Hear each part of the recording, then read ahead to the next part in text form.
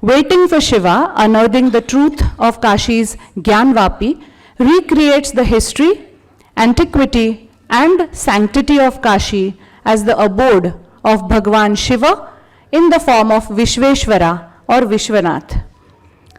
Shiva himself assured his devotees of salvation if they leave their mortal coils in the city. The book delves into the history of this self-manifested Swayambhu Jyotirling shrine of Vishveshwar, which for centuries has been both a refuge for the devout and a target of the bloodiest waves of iconoclasm. However, each time an attempt was made to obliterate the temple by demolishing it, it has managed to rise and prosper. The book Waiting for Shiva documents these cataclysmic events in the temple's history.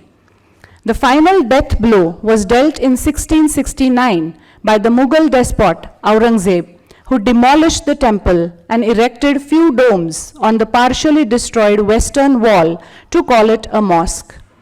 The area that is now called GYANVAPI Mosque and the surrounding land that lies adjacent to the new temple of Vishwanath, which came up towards the end of the 18th century, have always been one of intense contestation. Bloody riots have overrun Varanasi over this issue multiple times in the past. During the colonial era, the doors of the British courts were knocked at to settle the occupancy issue, and they adjudicated the matter several times. Post-independence too, the desire to liberate the complex has been seething in Hindu imagination. A new suit filed in 2021 before the Varanasi Civil Court reopened a long festering historical wound. Despite several appeals right up to the Supreme Court to dismiss the plaint, a survey by the Archaeological Survey of India was ordered, which laid bare the truth in its findings in January of 2024. Dr. Vikram Sampath's latest offering retraces the long history of this bitterly disputed site and the dramatic twists and turns in the checkered past of this hoary shrine. The long suppressed secrets that lay hidden in GYANVAPI finally are going to find a voice through this book. So ladies and gentlemen, I once again call upon you to put your hands together to congratulate Dr. Vikram Sampath for bringing forth this knowledge through his painstaking research and his easy to read, fluid writing style. We wish you all the very best for the success of this book. We now move to the last part of our event, and I'm sure you are all very eager to hear what our guests have to talk about. With the launch of this much awaited book, we now have on the stage a luminary in their respective field, and they are going to bring diverse range of thoughts and opinions in the panel discussion that will now ensue. Before we begin, however, let me once again take this opportunity to introduce these three guests, although I know that none of them needs a very formal introduction. Okay. Yes, one good news is that the book is already getting translated into Marathi. And we are going to, since we have a stage laden with these luminary personalities, we are going to have the cover page of this Marathi translated book unveiled in front of this audience.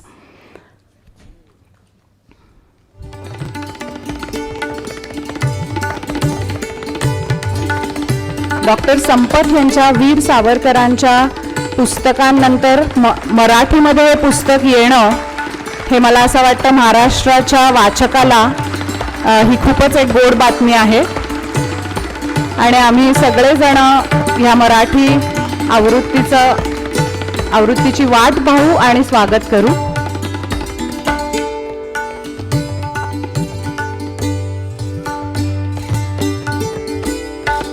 प्रतीक्षा शिवाची असं ह्या पुस्तकाचं शीर्षक असणार आहे.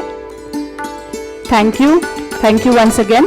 And let me start by introducing Dr. Vikram Sampath to all of you. As I mentioned to him earlier, that since these three luminaries are so much in our homes and our everyday lives through social media that it feels like we know them very well. But I would still take this opportunity to make a formal introduction. Dr. Vikram Sampath is an engineer turned Indian historian. He's based out of Bangalore. There is now a long list of his published books, beginning with his first one, Splendors of Royal Mysore, The Untold Story of the Vodeyars, to the two splendidly researched biographical volumes on Veer Savarkar, which Maharashtrians have loved and enjoyed, and now this one, Waiting for Shiva, adding another feather in his cap. In 2021, Dr. Vikram Sampath was elected a Fellow of the prestigious Royal Historical Society. He was awarded the Sahitya Akademi's first Yuva Puraskar in English Literature and the ARSC International Award for Excellence in Historical Research in New York. While history books tend to be only read by intellectuals and researchers, Dr. Sampath's books have become bestsellers in India, reaching homes and readers across all age groups. Dr. Sampath was one of the 4 writers and artists selected as writers in residence at the Rashtrapati Bhavan in 2015. Dr. Sampath has a doctorate in history and music from University in Queensland, Australia, and was a senior research fellow at the Nehru Memorial Museum and Library in New Delhi in the period between 2017 and 2019. He was also a fellow of the Aspen Global Leadership Network and Eisenhower Global Fellow. Currently, he is an adjunct senior fellow at Monash University in Australia and the founder of the Archive of Indian Music and the Foundation of Indian Historical and Cultural Research that fosters new scholarship in Indian history.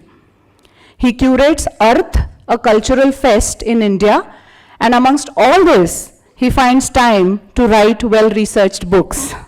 So ladies and gentlemen, this is not a koi Dr. Sampath, but the Dr. Sampath amongst us today, as rightly mentioned by Manoj ji. I now take pleasure in introducing our chief guest, Advocate Shri J. Sai Deepak. You have a fan following here, sir. Advocate Sai Deepak ji is a litigator practicing as an arguing counsel before the Supreme Court of India and High Court of Delhi.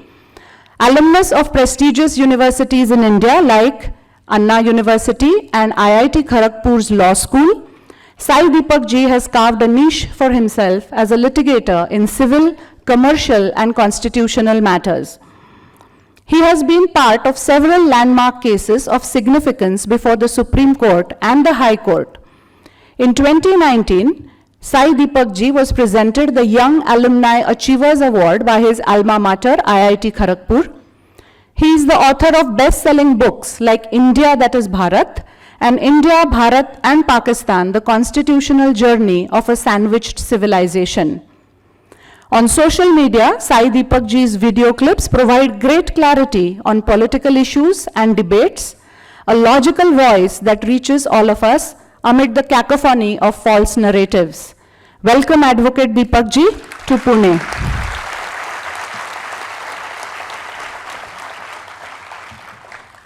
And last but not least, it is my honor to introduce my illustrious friend, Ms. Shefali Vaidya, who has propelled to fame with her fiery social media posts and her courage to express opinion with a conviction amid fierce opposition and sometimes also abuse.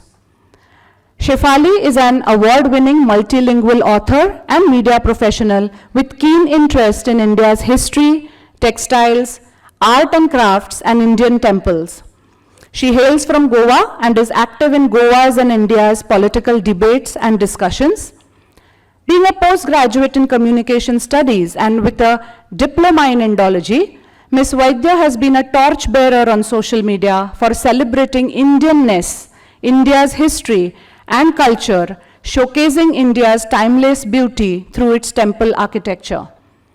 Women like me admire her and also a little bit jealous for the saris that she effortlessly drapes, introducing us all to the fantastic weaves and textiles that India makes in its most remote regions. Shefali's activities range from curating literary and cultural fests to writing regular journalistic columns to an avid collector of heritage weaves, constantly promoting traditional weavers, craftsmen and women, and organizations involved in Vedic pursuits. She is a fellow of Ananta Leadership Academy and is a recipient of the prestigious Infosys Fellowship instituted at the Bhandarkar Oriental Research Institute in Pune. आणि पुणेकर मंडळी, शेफाली वैद्य एक पुणेकर आहे आणि पुण्याचा जाज्वल्य अभिमान तिच्या सर्व कार्यातून दिसून येतोच. सो टाळ्यांच्या गडगडाटात आपण आपल्या तिन्ही पाहुण्यांचे स्वागत करूयात. And with this, now I hand over the reins of the program to Shefali Vaidya and invite her to begin the panel discussion. Pochat ji and Chaudhary ji, you can take the seats in the audience. Thank you. Thank you so much, Anaga, for that wonderful introduction. Hello, can you hear me? Check. Okay. Is this working? Am I audible? Okay. Is this working? Yes. Okay. Introduction फक्त मराठीत देते. मला आज अत्यंत आनंद होतोय कि कोई विक्रम संपत, कोई साई दीपक का इंटरव्यू कोई शेफाली वैद्य ले रही है, and there is a hall full of people who have gathered to listen. That is proof that the transition from koi to the has already happened, regardless of what other people are saying. But before we start, आत्ता मी ऐकत होते बऱ्याच लोकांनी तुम्हाला हर हर महादेव म्हणायला सांगितलं, पण जसं हवं तसं त्या जोशामध्ये हर हर महादेव म्हटलं गेलं नाही. आणि आपण पुण्यात आहोत जिथे शिवाजी महाराजांनी त्यांच्या मावळा सैन्याबरोबर पहिल्यांदा हर हर महादेवची गर्जना केली होती. सो आय वॉन्ट दॅट गर्जना, आय वॉन्ट दॅट जोश. सो से पार्वती पते हर हर महादेव. जेवला नाहीत का? परत पार्वती पते हर हर Mahadev. Vikram, it's a great pleasure, and I think I have the distinction of hosting a Q&A with you for each one of your books. You come here. You're the man of the moment. And this was a book that came rather as a surprise, because I was also expecting, after Brave Hearts of Bharat, you had announced that your next book was going to be on Tipu Sultan.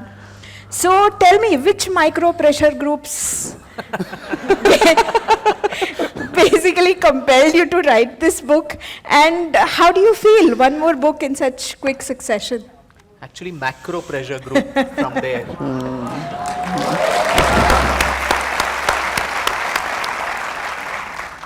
A very good evening, everyone. It's truly always a great pleasure to be in Pune. I always say, I think I have a resident citizenship here, and I get so much love and affection here, much more than my own hometown, Bangalore. So it's always a great honor to be here. Thank you. And this evening is extra special, being flanked by two people whom I deeply admire and adore. Sai Deepak, who's a younger brother, a very dear friend, and of course, who commands a fan following across the country like very few people. I mean, even politicians might envy this kind of fan following that he commands. And I must say that, you know, it was a very last-minute request that I made to him, and with due credit and immense gratitude to him that he adjusted a lot of his heavy schedule in the courts. He took his hearings, all of them in the hotel today, and still managed to be with us. That really means a lot. Anything for you. And Shefali is always one of the best conversationalists, because she reads the book end to end. Correct. And then the questions become so much more enriching to everybody. Otherwise, the usual questions that people ask, it really makes very little sense. And deep gratitude to all the organizing group, Prabodhan Manch, Pune Samvad, and the Prabha Khaitan Foundation, which has been organizing launches of this book across multiple cities. My immense gratitude to all of them, and all you Punekars who've come here on a Friday evening. I forgot it's a working day and a working evening to come in this large numbers. The heart is filled with a lot of gratitude today, Shefali. You said, how are you feeling today? I must share here that exactly 16 years ago, in 2008, and in the month of March, That was when I began my literary career with my first book, Splendors of Royal Mysore, the untold story of the Vodeyars that came out at that time. A lot of people might think, something happened only in the last 10 years after a certain climate and so on that was cultivated in the country. But I think my journey began much earlier. A very confused mid-20 something who was slogging his way in the corporate sector, not knowing why he's doing what he's doing. And I thought that is my first book, and with that I'll get back to my very boring corporate job, all the time cursing myself whether, I'm going to die one day, profit and loss statements of some American company which will not add any value to my life or anyone else's life. But thankfully, I think destiny had better plans, and this is my 9th book, which is there It's today. amazing. And this, as you mentioned, Shefali, Tipu Sultan was occupying center space in my head. A very, very troublesome story to write. All the destruction, all the barbarity. It takes a lot of toll even on the person who's writing all of that. But then Mahadev decided to intrude, and how? It was just in a literary festival that I met another dharmic warrior in the legal field, Advocate Vishnu Shankar Jain ji. God bless him and his father, Sri Hari Shankar Jain ji, who I think on behalf of all of us, we owe a civilizational gratitude and debt Correct. to this father-son duo. Correct. In that festival, very casually we were chatting, and then he said he's passionate about the topic, as all lawyers are, and he showed me a lot of these documents, including James Princeps maps of that Ashtamandap, the Bhavya Ashtamandap temple that of Vishweshwar, which was constructed in 1580. And there was also a little bit of pathos in his eyes that while about Ayodhya people know. Sorry. I think it's actually hitting it. Yeah, you can keep it forward. Yeah. Forward. हाथ में लेते हाथ में, ठीक है. So while people know a lot about the Ayodhya thanks to the movement, I think GYANVAPI, though it keeps coming day in and day out in the newspapers and in channels, a lot of us do not know what the history of this conflict itself is and what is it that we are fighting for. So I thought it was a historian's burden or responsibility to put this all together in public space. And Vishnuji and I discussed, I'll probably write a few articles about it, is what initially was thought. But then once I entered the alley of this Vishwanath Mandir's history, it was so captivating that I realized that articles will not do justice to this. There needed to be a full-length book about this subject. And in a whim I decided, and this is probably the only project which I finished in 6 months. It has never happened like this before, because each book takes a couple of years of research, and Sai knows it considering the tomes that he writes, about the amount of research that goes in, because you need to be so careful about what you put in there. But I think they say, when your intention is good, the universe somehow conspires. And in this case, when you're writing about Mahadev, you don't need a higher power than that to intervene. Magically, people started appearing from so many places, and I really cannot explain this, and I'm being very honest here. I had the very good fortune of making acquaintance with the Jagadguru Shankaracharya, Sri Abhinava Shankara Bharati ji, the 72nd Peethadipati of the Kudali Sringeri Mahasamsthanam, who got to know I'm writing about this, and he got in touch with me. He said, I'd like to speak to you about this, sat over several sessions, explained to me some of the esoteric concepts about what a Shivalinga actually means. He said, it's very important, you're writing about Shiva. You also need to explain, is it just phallus worship, organ worship and so on as it is derided? Or what do the Agama Shastras say? What do the Puranas say and so on? And he also introduced me to some Sanskrit Pandits in Bangalore. Now, I was very sure that I don't want to refer to the primary sources in translation, especially done by Westerners, with their own biases and incompleteness. But for us to know Sanskrit, it will take a lifetime to master that. So Dr. H.R. Meera and Professor Kannan in Bangalore, who sat with me over several weeks and helped me translate the Shiva Puran, the Linga Puran, the Padma Puran, the Skanda Puran, the Brahma Vaivarta Puran, the Vayu Puran, and also several Nibandhas in Sanskrit. Kritya Kalpataru by Lakshmi Dhara in the 11th century, Vachaspati Mishra's Tirtha Prakasha, Tirtha Chintamani in the 15th century, Tirtha Prakasha by Mitra Mishra in the 16th century, and Tristhali Setu by Narayan Bhatt in the 16th century. All this had valuable information about Kashi, about Vishwanath Mandir in particular, and the Sthala Mahatmyam. Our history is recorded in these Sthala Mahatmyams, which is in Sanskrit, and our ignorance of that language, I think, limits our access to that history too. So it was all of this, in addition, the Persian accounts by people like Al-Baruni, Ibn Battuta, Hasan Nizami, Firishta, Minhaj-e-Siraj, and Aurangzeb's Masare Alamgiri by Saki Mustaid Khan. These and also archival records of the British era, colonial records, court records, which are in voluminous amount of the conflict, and post-independence, legal papers, which Vishnuji very generously dumped some 2,000 pages on me. And when you are reading legal paper, sorry about that. I think anyone who's writing in English too will wonder whether you really know English, because it's so much of legalese which can easily go over your head. So it was really, I think I was seized by some strange energy in those 5-6 months, staying awake till 4-5 in the morning, and constantly writing this book. And now when I look back, honestly speaking, I sometimes wonder, did I write this?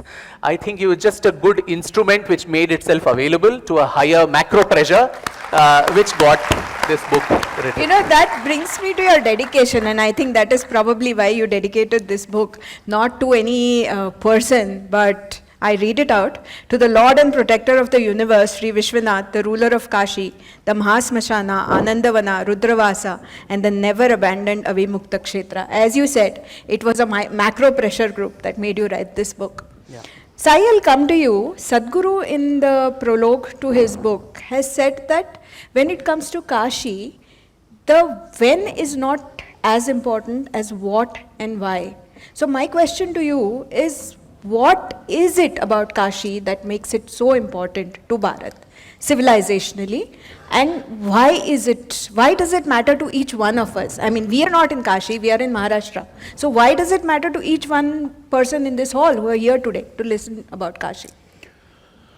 See, as a Shaivite, all I can say is that for me it is among the holiest. Over the last few weeks, I think I've had the opportunity to discuss in detail what is the meaning of holy in the context of the Hindu civilization under Sampradaya, so to speak.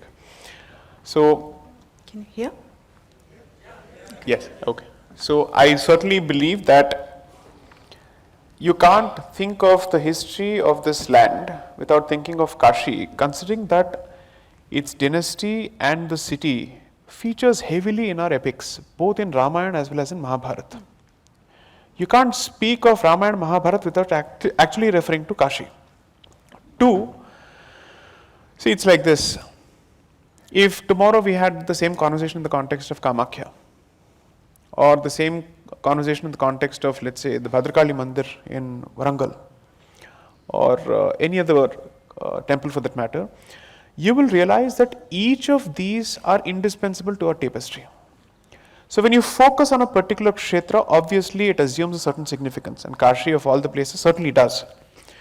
But one of the reasons why I am usually careful about bestowing a limited, let's say, exclusivity to certain set of shrines is because today it has a consequence in the public domain. People are waiting to limit the scope of your ask. People are waiting to say thus far and no further. So I would certainly start by saying it is certainly among the holiest, without a doubt. But as far as we are concerned, you go and ask certain sadhanas, they'll tell you, well, Chidambaram is as holy. Yeah. So one of the reasons why we established these kshetras in multiple places, apart from, of course, the metaphysics of it, is that if you were to limit the scope of that energy's presence in one particular place, Bharat has always been among the most populated regions of the world, regardless of which period of history you're looking at. When the entire population chooses to go to one place, what does it do to that place? Will it have the ability to bear the resources, or does it have the resources to bear the strain of it? So there is a Kashi, then there is an Uttar Kashi, there is a Dakshin Kashi. Yeah. Similarly, we have managed to create multiple, let's say, replicas of it with the same kind of sanctity and the same kind of energy. Absolutely. This could be said of it that it's not particularly unique to our civilization, because if there's a York, there's a New York, if there's an Orleans, there's a New Orleans, right? Because ultimately America was seen as Nova Europe, which is a reconstruction of the West in the image of Europe, but in a different continent altogether. So I think that is common to the human spirit, where you have certain nerve centers which are seen as holy and you try to replicate them as much as possible. So in that sense, Kashi is certainly important. Now on the when and why, I remember when I used to attend the Vivekananda Study Circle in IIT Kharagpur. It was led by Professor Joy Sen, who has written a fantastic book on Aryan invasion theory. You should read that. I asked him, why is it that as part of our history reading, we don't focus on the dates? Why don't we focus on the periods when it comes to, let's say, the pre-colonial history, pre-Mughal history, so to speak? What is it that we are exactly lacking? Is it fair to say that we don't have a sense of historicity, so on and so forth? Now, there are two ways of looking at it. One, obviously, our conception of time is cyclical. It's not linear. So, what makes a difference to us is the moral that the story seeks to present. And even assume for a moment that you come to the conclusion that all of this was a fable or a legend or a myth. Okay? That wouldn't take away from the sanctity of the story itself. One of the things that I think is the strength of the Hindu civilization and Hindu culture, so to speak, is if you take away the historicity of Jesus, Christianity is bound to practically crumble. Because their entire belief system is based on the reality of it. Because they want to believe that such a person existed. I'm not getting into whether he existed or not, because I'm not in a position to comment on it. But the premise of Christian historiography has been the existence of a figure, a historical figure. That's not the case with us. Which is why when you look at the dating of Adi Shankara's life, there are several controversies, whether he was before Buddha, after Buddha, 700 years after Buddha, 2000 years after Buddha. That's very, very unclear. 100% after Buddha, that much is clear, but we are not sure of what is the actual period. Okay, but that hasn't made a difference to people's ability to relate to what he is trying to say. This is as long as you are living in what I would call the pre-modern construct, where this has not made a difference to you. So the same set of, let's say, astronomical alignments which are referred to in our books may have happened in multiple cycles of hundreds of years or 2000s of years. We never know that. Which is why when it comes to the dating of Mahabharata, some set of people have a 3000 year figure, some people have a set of 5000 year figures. We are not sure of it. But why has it become relevant now? Because the Abrahamic template requires you to prove something, because the approach of the Christian philosophy and Christian ontology is imposed and foisted on Hindus. That was absolutely clear in the manner in which we were expected to prove, tell me this is the exact place Sri Ram was born in Ayodhya, in the entire proceeding. Tell us that, how do you know this is exactly Sita Ma ki Rasoi? How do you know that this is where he was born? And all sorts of disgusting statements made by the OVC brothers from Bhagyanagar. Okay, so, which is why I think now we are forced to confront the reality of proving our faith on the anvils of historicity. Okay? So I'm not disagreeing with Sadhguru's position from a Hindu perspective, but since we are not living in a Hindu worldview and we are expected to meet the requirements of modernity, and especially in a court of law which does not subscribe to Hindu philosophy or a Hindu way of looking at it, we have no other option but to look at when, where, how, everything. And yet, the very same institution, when tasked with the obligation of identifying on the basis of evidence who destroyed the original Ram Mandir and when did it happen, conveniently chose not to touch that question whatsoever in the entire judgment, which ran into 1045 pages. Everything else is discussed except this. I ask myself this question, if the shoe were in the other foot, would the question have been spared? That's extremely interesting. But having said that, even if we agree to your premise, and I do as a practicing Hindu, that there are energy centers all over the country, and that is why we have so many temples. Each has its own sanctity, each has its own sthana mahatmya, each has its own story. But with Kashi Vishwanatha temple, it's very different because there are temples scattered all over India yantra. which are called Kashi Vishwanatha temple. And it is said that if you visit this temple, if you can't go to Kashi for some reason, you go to Tenkasi, which is Correct. Dakshina Kasi, Correct. and you do darshan there. You go to Khajuraho, there is a Vishwanatha temple. You go to Uttar Kashi, there is a Vishwanatha temple. Even in Pune, do you know that there are 3 Kashi Vishwanatha temples? They are called Kashi Vishwanatha temples. One is in Dhankaudi, one is in Shivaji Nagar, and one is in Somwarpet. They're not just called Vishweshwar temple or Vishwanatha temple, they're called Kashi Vishwanatha temple for a reason. And you have dealt with this aspect quite in detail in your book. So would you care to elaborate on why is Kashi Vishwanatha such an important thing for Bharat? In the Skanda Puran, which is the main text, which has a parishishta called the Kashi Khanda, which describes in detail the energy structure of Kashi. And as Sai Deepak said, these are energy spaces, and Kashi has been structured in the form of a yantra. It is not, and where at the vertex of that yantra is Vishwanath or Vishweshwara, but there are several other deities which are located, and like a Shri Chakra, at various vertices you have different deities and energy spaces.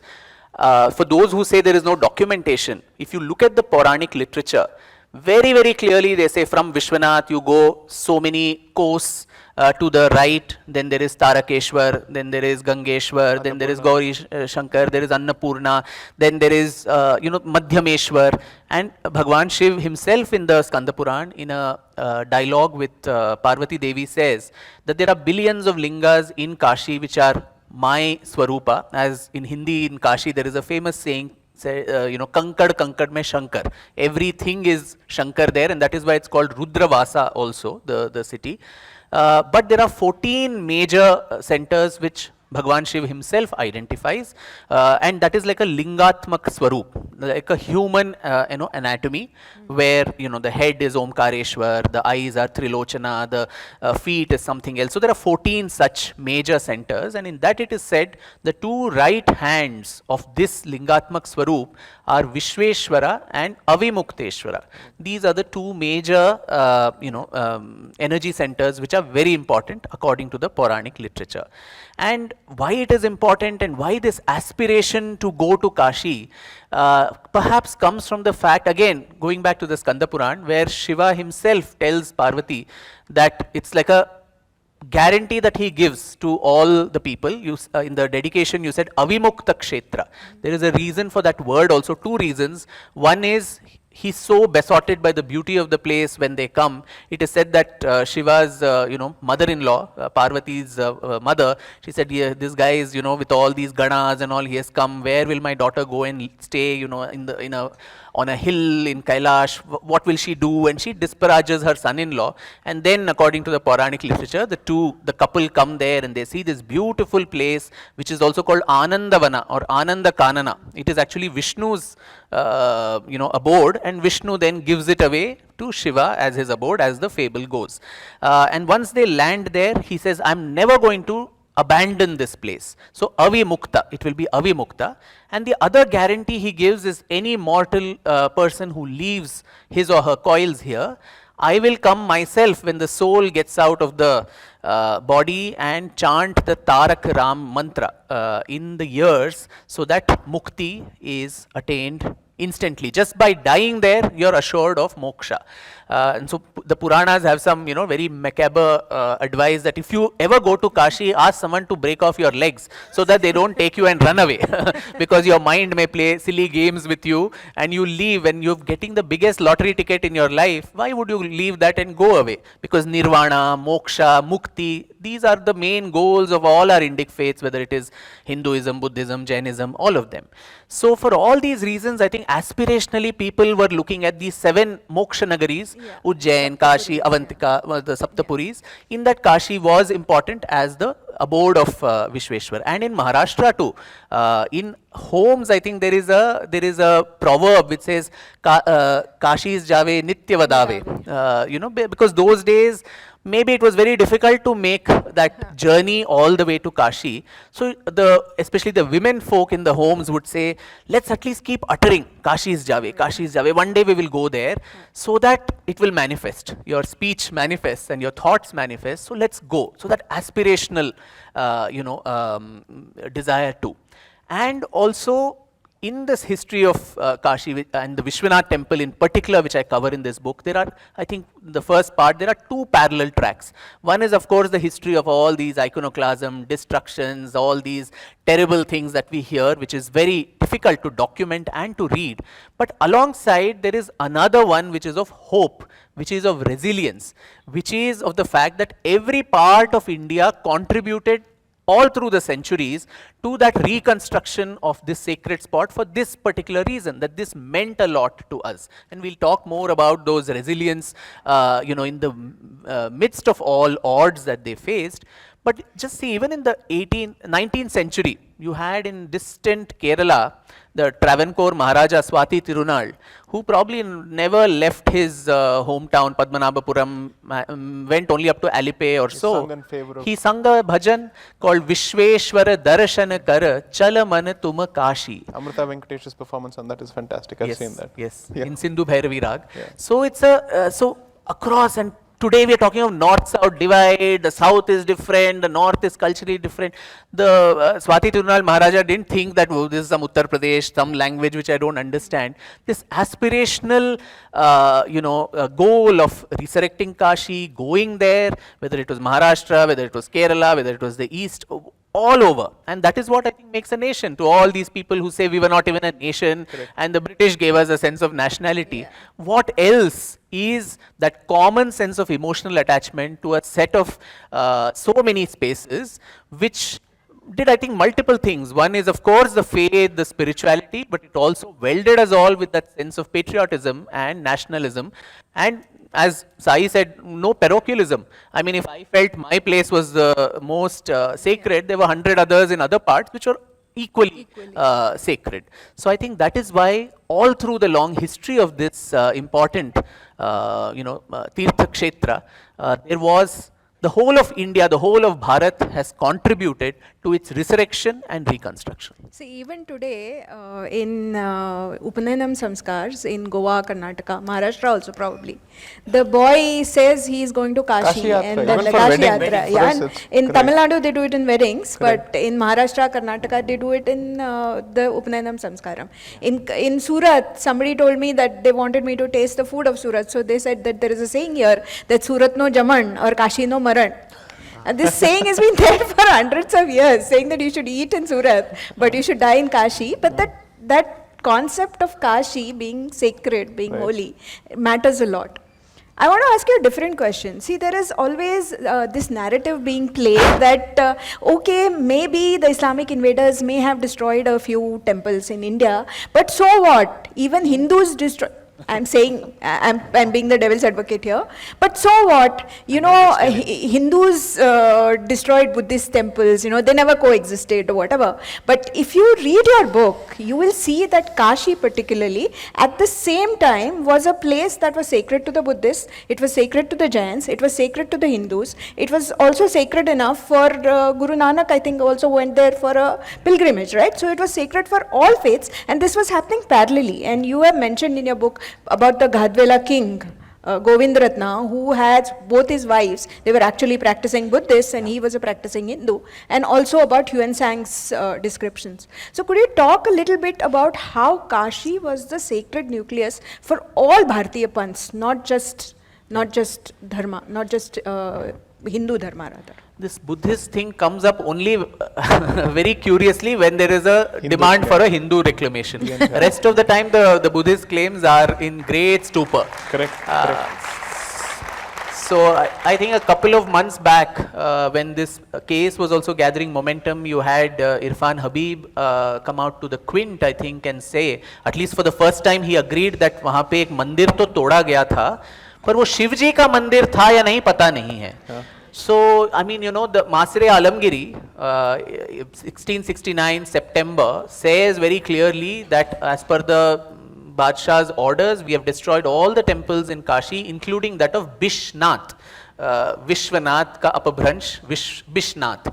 Now, uske baad, what more you want? You are keeping that segue open so that you can say under that there was some other structure, there was all these falsehoods which come up in to just deny the Hindus their claim. But if you come to the history, as you mentioned, Shefali, right from beginning, so within the Hindu sampradayas, all the different panthas that were there, as I said, it was Vishnu, Bhagwan Vishnu's kshetra, and he gave it away to Shiva. And so even now in the Moksha Vilas Mandir in Vishwanath, the first among the Panchayatan pujas that have to be done there, it is for Lakshmi Narayan, which is done first before you go to Vishwanath. And the Shakta traditions have survived there. Manikarnika Ghat is where Sati's earring is supposed to have fallen, and that's where the Mahasmashana, the 24/7 चिताएं जो जलती रहती हैं वहाँ पे, that also happens there. But alongside the other, even the Nastika Panthas, whether it was Buddhism or Jainism, the Buddha gave his first sermon in Varanasi, just outside at Sarnath, in the deer park, and it was called the Dharma Chakra Pravartana, where 5 people first, moved over to his side, and from there, literally, he went. The message was carried over all through. So obviously, it was a place already of such theological importance that even the Buddha thought you have to come there and give your pravachan to gain a kind of an acceptance all over. The Jain, Tirthankaras, right from Parshvanath was, I think, born there. Some other Suparshva was also born in Varanasi. Mahavira is supposed to have come there. A lot of Jina scholars came and preached there in Kashi. You have some of their accounts too, which also talk about a Vishwanath Mandir and how important it was. And within the Hindu, several other panthas, Shankara, Ramanuja, Madhva, and of course the Vallabhacharya. Vallabhacharya also lived in Kashi. You had the Ramanandi, you had the Kabir Panthis, you had the Veerashaivas, the Lingayats, you had the Gorak Panthi, Tantric Akhadas, Mahanirvani Akhadas, all these who made it a part. So one place which is actually a microcosm of the whole of India. Almost every region, every ruler had some construction done there, had some imprint. So literally a smaller version, a mini India, so to say. As you mentioned, Hyun Sang comes in the 7th century, and in his account, which I quote in the book, he says very clearly that it's a thriving place for Buddhist traditions. There are about 30 stupas and about 300 monks who are there, and these stupas are magnificent. There is a golden statue of the Buddha. All of that is happening. This is in the periphery of the city, but inside there are the non-believers of the Buddha who worship Mahadev, who is the presiding deity. There is a huge temple with a statue which is almost 100 feet tall, and almost you feel like it's a living entity. So 7th century, there was coexistence. You spoke about the Gahadwal kings, Govinda Chandra, who was a Vaishnav by practice, but then he richly patronized Shaiva temples, obviously Avimukteshwar, Vishweshwar, all of that, and 2 of his wives were Buddhist. So obviously there was no marital discord, I'm sure, and there was no case of a divorce happening there. So you could be the husband could be a Vaishnava who then patronizes a Shaiva temple, and his wives are Buddhist. And this is 11th century, just a few decades before Qutbuddin Aibak's sword, which actually the sword of Islam, which broke the back of Buddhism, because the Buddhist tradition was a monastic order. So once you break the monastery, the faith crumbles. Whereas in our case, there were thousands of different panthas, sampradayas. How much will you kill? How much will you destroy? There is always a resurgence which will keep happening. So I think once and for all, we must put to rest this Buddhist Hindu strife, which I think is done only and only by vested interests with no historical value. There could have been 1 or 2 some rare instances of some king, Pushyamitra Shunga and so on, which again is highly disputed. But did it have any theological sanction like it had in the case of Islamic iconoclasm? The answer is a sure no. My next question is to you, Sai. Both Meenakshi Jain's book and Vikram's book talk about the repeated attacks, repeated desecrations of Kashi and the temples of Kashi, and the indomitable spirit of the people of Kashi who kept rebuilding, who kept claiming the sacred spaces. They never let go. And this is not unique just to Kashi. You see the story repeated all over India, where there have been temples destroyed and people have reclaimed the place almost immediately after the invaders have left, and maybe they didn't have the money to build temples that were as big, but they have at least put their devas and devatas in small makeshift places and continued the worship. In my little village in Goa, which was attacked by the Portuguese for 10 years, and they destroyed the main temple there at least 3 times, which is documented. The people just scattered, they lived in the forest, but when the Portuguese forces left, they came back, they rebuilt the temple. So this rebuilding and reclaiming the sacred spaces happened all over India. My question to you is bigger than Kashi. To what do you attribute this resilience, this tenacity of Hindus to claim, reclaim, come back, and never leave their sacred spaces? Can I connect this with the previous question to Vikram? Sure. See, if you look at how the weaponization of Buddhism against the Vedic religion has been orchestrated significantly, there are 2 things that I think the British period successfully did. Every panth, whether it was Astik or Nastik, was always presented in reference to what they call the Brahminical religion, one way or the other. Okay?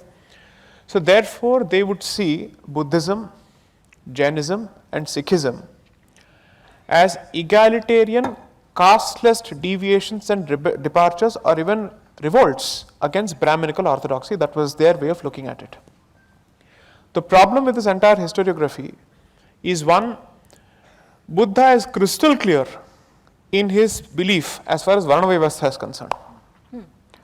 He himself says that the next person to lead the Sangha will be a Kshatriya, so much so, because he comes from a Kshatriya Kula. Yeah. He chastises women for having intermarried in different castes. He chides them for this. Yeah. So where is this casteless notion of Buddhism coming from is something that we have to ask ourselves.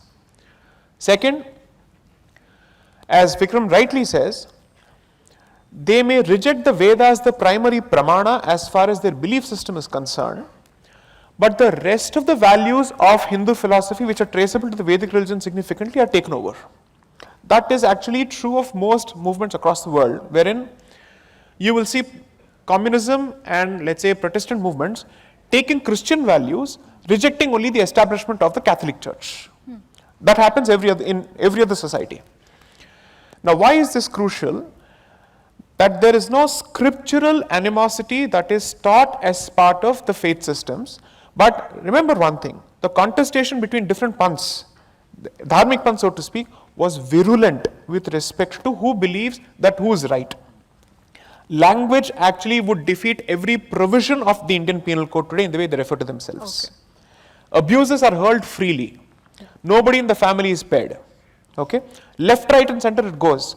But the thing is, that is the extent to which the society has been tolerant, where the ideas are so dearly held that they contest very, very vociferously. Now, what has not happened, at least as a result of scriptural sanction, as he rightly says, is destruction of the other place of worship. Now, when someone says, what do you do of those instances if you continue digging and you find a Buddhist place? I would say, और थोड़ा खुदाई कर लो, आपको वहाँ पे फिर एक मंदिर दिख जाएगा. बस एक level बाकी है. You know why?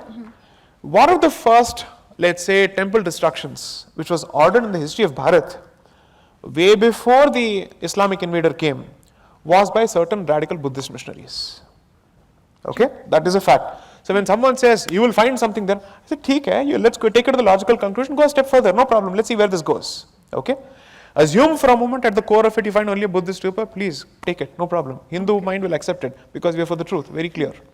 Second, the weaponization of Buddhist history starts around the Ram Janmabhoomi movement by scholars like R.S. Sharma, D.N. Jha, Irfan Habib, so on and so forth, because they are hell-bent on actually stifling your claim by putting up another claim. Yeah. Now you'll get a concrete example and you'll be able to relate it to now. Nobody gives a damn about Hindu diversity until the Uniform Civil Code is brought about. Yeah. Until the conversation starts, They will say, "Arey, there is so much of diversity within you. What will happen to the tribal in Assam? What will happen to the tribal in Nagaland, Arunachal Pradesh?" Suddenly, all sorts of people who never care about them start talking for their voices because one is used to defeat the other argument.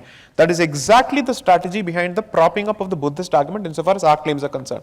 I've said this before. They came to the court with a petition specifically saying that even Sabarimala temple is a Buddhist temple when the arguments are going on in the Supreme Court. Tirupati also. Tirupati, every temple for that matter. Okay, so I am saying, if you're so keen on presenting your case, why can't you stand on your own 2 feet? Why is it that you suddenly come as a plant only when the Hindu chooses to assert his claim? That is mighty convenient.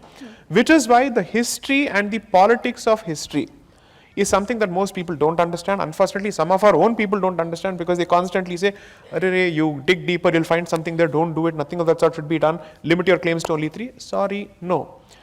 If you have the confidence and you believe in history, then this can't be compromised. Now I'll come to your actual question to me.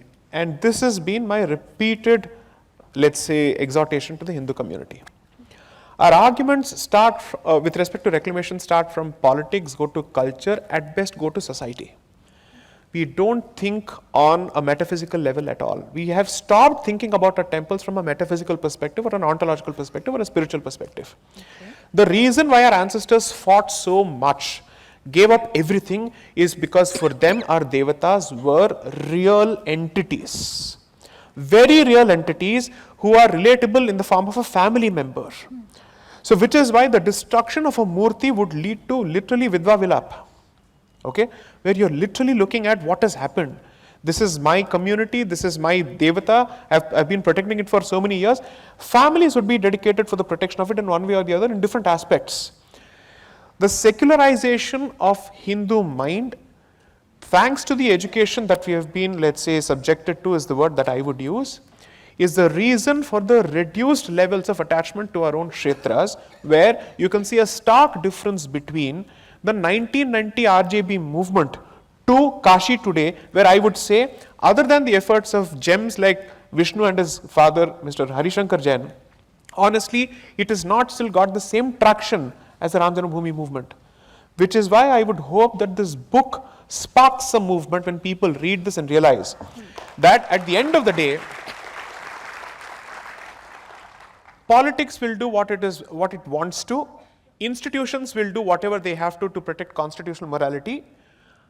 Our dharmic morality, it is only for us to protect, and this cannot happen unless and until we put faith in the concept of Hindu metaphysics and we actually believe that sadhana is an important aspect of our personal lives.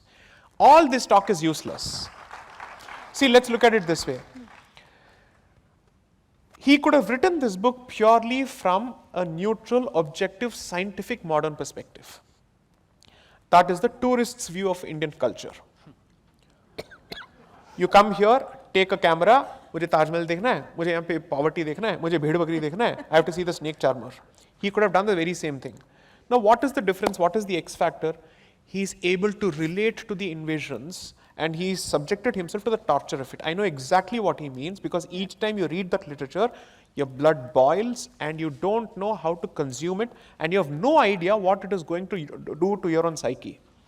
It's best that people actually stay away from their families when they're actually writing such books.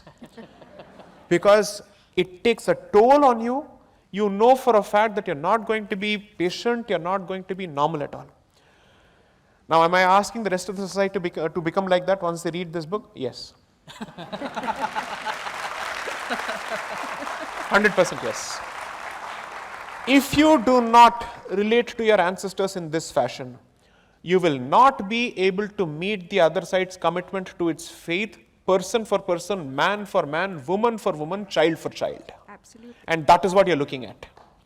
So I am very clear about the fact that if the Hindu society's primary point of view and primary prism is going to be political, cultural, civilizational, which we constantly use euphemistically, and never religious or spiritual, then this is a half-baked exercise which will never be taken to its logical conclusion because the invasions from the other side will continue. The only thing that kept us constantly alive and we rebuilt was the astha. That astha has to be revived under any circumstances. That's very, very well said. I just want to add to this. two things. One is on the Buddhist part. The second one I'll address first. Adding to what Sai Deepak said, people may ask us, what is so important about that site? Right? We can construct it somewhere else, hospital bana do, school bana do, this and that, which keeps coming all the time. That's only when, huh? Apna ghar de do. Yeah. But all through the the history of this temple particularly, and that's what I think the Shankaracharya, his idea was, Jagat Guru's, when he also explained to me some of the Agama Shastras and the Marichi Samhita, Vishnu Samhita, and some of these other Vastu, documents, where it says the basic theological difference between a Hindu mandir, a Devasthanam, and it's called Devasthan, and a masjid. There's a fundamental difference where here it is a prana pratisthit murti. And as he said, it is a living entity. You are invoking the divine in the form of an idol and avahanam, and then making it a part of your family. And that's why there is nitya pujas, like you would wake up a person with suprabhatam and then naivedyas all through the day, lots of things to eat, shayan puja, put them to bed, all of that, and various, Shiva does not have, but Vishnu is alankara priya, so you have all kinds of alankarams, utsavams, and that's how the entire culture revolved around that living entity. And when you say we are going to a temple to have darshan, it is that deity's house that we are going as common people, just as I'd come to your house, abide by your rules and not impose mine in your house, and meet you, have an interview with you, so to say. But a mosque, on the other hand, is a place of congregation, which is a place of worship, but people congregate, and there is no pran pratisthit murti there. So even in Muslim countries, very routinely, mosques get translocated for mundane things like laying a railway line or widening a road, and that is possible. Whereas here, the belief among the Astikas... They did that to the central mosques itself there in Makkah. In Makkah, yes. So the belief here is, when you have done the avahan of the deity in that place, unless you do a vidhivat visarjan of the deity, that energy is still imbued in that place till eternity. And that's why once a Hindu temple, always a Hindu temple. Correct. Now, in Maharashtra, Ganesh Puja is done on the Anant Chaturdashi. You do a vidhivat visarjan of Ganeshji, and then you immerse the idol. Same with Durga Puja in Bengal. But just if you cut off the head of that deity or remove it, that place is still imbued with the divinity, with the energy, is what we believe in. And so even in this book, there is a very evocative passage from the Tristhali Setu of Narayan Bhatt, who was instrumental in getting the temple reconstructed in the 16th century with Raja Todarmal's help during Akbar's reign. And he says, he has a very nice pathos-filled advice to all the devout. He says, don't lose hope that Mahadev is not there. By virtue of the fact that once this ground had his deity, invoked there, the land is sacred. So even, and the phrase he uses is dushtam lechhadi rajas, in the evil Muslim rule of these sultans, if the deity is not there, it is broken, it is hidden, that still that place is significant, the land itself is significant. And so when nobody is watching, the soldiers are not having surveillance, you go quietly, you do your nitya karmas, you do your parikramas, you take water from the Ganga. If nobody is watching, you just put some, you can't do an elaborate Rudrabhishekam and all that, so you just put some water. If you get the chance, then put some flowers or some akshata. And that is the same template we find even in Ayodhya. If there was at Ram Vedi, where people would go and cry from the Sarayu, they would take water, go and put it there and say, this is the Ram Janmasthan. And so we believe that intergenerational memory and faith that gets transmitted. So he says, don't lose hope, but have the hope that one day Mahadev will come back. And these things, Sai Deepak mentioned how our historical facts are couched, in story form. In the, Skanda Puran, the Linga Puran, there is this wonderful story. And these were composed maybe around 13th to 15th centuries, by when Mahadev's temple had gone.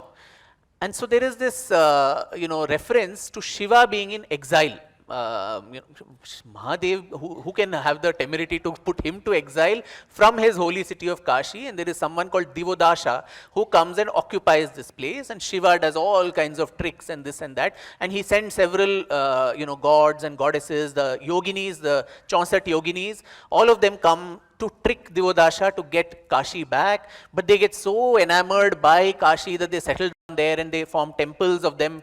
Finally, even Ganesha fails. Then finally, Vishnu comes disguised as a Buddhist monk and then tricks so there's a subtle reference to that too. And finally, Divodasha is thrown away, and there is a grand celebration. There is a welcoming back of Mahadev into his own holy city. So there is always that hope that is given to the Astikas, that don't forget that this is that holy spot, and this is what you need to reclaim, and have that flame of hope in your heart that one day you will get it back. Now the other part that he mentioned about the Buddhist thing, there again, Sanskrit, the problem is we don't get into the nuances. In Sanskrit, one word can have 20 meanings depending on the context. If you take it at literal face value, you can go for a completely different connotation. There are some leftist historians in Ashoka University who've written a book on Shankaracharya, Adi Shankaracharya, and in that, so they say Kumarila Bhatta, the disciple of Shankara, who actually infiltrated the Buddhist monasteries, learnt all their theology, and then defeated them in Shastrarth and Vad Vivad, which is our regular, how he defeated Mandana Mishra and so on. So constantly there was a lot of contestation, but how is this in Sanskrit mentioned that there were 100 Buddhist monks and Kumarila Bhatta went and cut off all their heads, and he made powder of their skulls and blew this ashes in all the 4 directions. And this crazy leftist historians say there was a mass genocide of Buddhist monks by Kumarila Bhatta, sanctioned by Adi Shankaracharya. The poor Adi Shankara would not even have killed a fly. Now he is accused of a genocide of 100 Buddhist monks. So what does that actually mean? That means the ego. The ego which is represented by the skull, how Kali is holding it and all of that, he demolished that and blew it away. So that is an Upama Alankar. You take it at literal face value, then obviously everything is a genocide. The Durga Saptashati will also sound like a bloodbath. So I think there is especially if you have to access, I think, the history of Bharat, you will have to go to the classical languages and access them in the original with Vidwans and Vidushis who will understand that language, Sanskrit, Prakrit, Pali, Sen Tamil, all these languages. Otherwise, in literal lost in translation, that is what is going to happen. Can I just add to one point to what he's saying? So the distinction between the mosque and the temple that Vikram points out is the specific subject of the discussion in Ismail Farooqi versus Union of India, which was contested in the context of Ram Janmabhoomi to identify what are the distinctions. So there, the Indian judiciary has specifically recognized this distinction, that one is a place of congregation, the other is a place of worship. What is the meaning of Prana Pratishtha, so on and so forth. What is the difference between desecration and, as he calls it, deconsecration, which is Visarjan. So the Khandit Murti is still capable of being worshipped. There is nothing that stops you. I just want to add one point. When people say that we don't have a way of memorializing our history, our rituals are actually a way of doing it. So when Apad Dharma kicks in, which is at the time of calamity, we actually invent rituals to actually address that situation so that that ritual keeps the memory alive. I don't know how many people practice Sandhya Vandan. If you do, you will specifically speak of the Sarpasatra sacrifice that was conducted at the end of the war later by the descendants of Abhimanyu from Parikshit, so on and so forth. And the promise given to Astika with respect to the Nagas, all of that is transmitted as part of the 32 or 40 steps which are part of the Sandhya Vandan. So you will see references to Mahabharata as part of your Sandhya Vandan. Imagine the continuity of the tradition. So this is not a bunch of people sitting together to rhyme tomes. We did that, but Khilji came and destroyed even that. So when people say, where is your history, go search for it in the ashes of Nalanda before asking this question. Go search for it in the ashes of different places. But to precisely avoid this, we had a plan B. Plan B is oral tradition. And that oral tradition means that you have, so what was done today, I think Ganapati was also done today. So you have that. Ganapati is actually, to put it in today's terms, a blockchain way of understanding your entire structure, so that you started from any, let's say any syllable or any line, you will still be able to remember the rest of it. Yeah. Because conventional memory does what? If you forget a line, what do you start? Pehle se shuru karta hu. These people don't need that. They will start from the very same syllable that they forget, and they'll go from there. And that is their way of actually creating critical additions. 4 different people or 15 different people coming from different directions will sit together, and the one who's out of sync is actually wrong. That's the way of testing it. So we have had our own knowledge structures to actually keep everything alive. History has been passed on. We have become collective amnesiacs, civilizational amnesiacs, because we have consumed education which has been imposed on us to such an extent that we don't relate to the frameworks of our ancestors whatsoever, their value systems whatsoever. Therefore, we are brown Englishmen looking at Indians, or Hindus for that matter. That is one of the reasons that this entire movement for Indic knowledge systems. So he emphasizes on skill sets, on knowledge of language, so on and so forth. I just add to that point. If you don't relate to Hindu darshana, there is no way that even these skill sets can help you, because what is important is the chashma that you're wearing to look at the same set of facts. If I choose to, let's say, change the prism with which I'm looking at it, the same set of facts will lead to 2 different conclusions. Ask any lawyer, he'll tell you how that is done.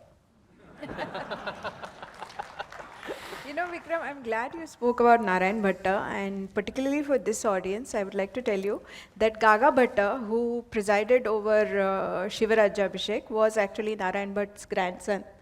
I want you to talk a little bit about the contribution of Maharashtrians, both to the cultural resurgence of Kashi at a time when Kashi was being not having such a great time, basically, and also about the post Chhatrapati Shivaji Maharaj period, when every Maratha ruler tried their best to basically liberate Kashi and to build the temple there, which finally Ahilyabai Holkar did. Yes. Just a few lines before that about the other, like in my opening remarks, I also mentioned how the whole of India contributed to its reconstruction. 1194, the most brutal acts on Kashi by Kutubuddin Aibak, 1,000 temples destroyed.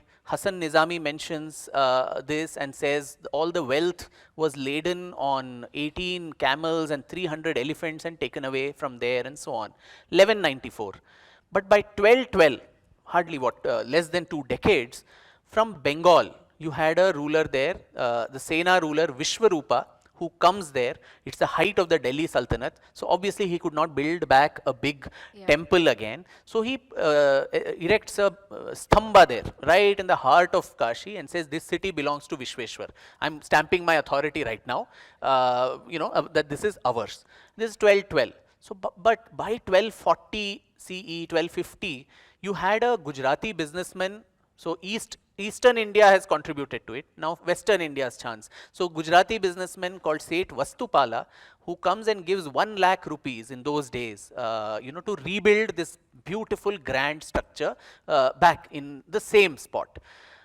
And by 1270, just see the progression of how quickly, within less than a century, you had from southern India a Hoysala king, Veera Narasimha III, who donates an entire village called Hebbale so that the revenue, the proceeds that came from there could go to the pilgrims to pay the jizya tax. So by then the jizya had already come in. The pilgrims who had to go to visit our own shrines, we had to pay tax to the Sultanate. So he says all the proceeds from here are donated to the lotus feet of Mahadev.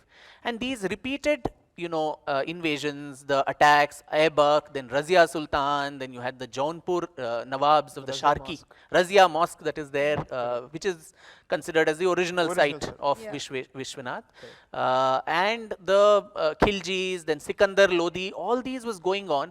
So Kashi, which was also the center for Sanskrit scholarship, all the scholars started moving down to southern India for, safer pastures.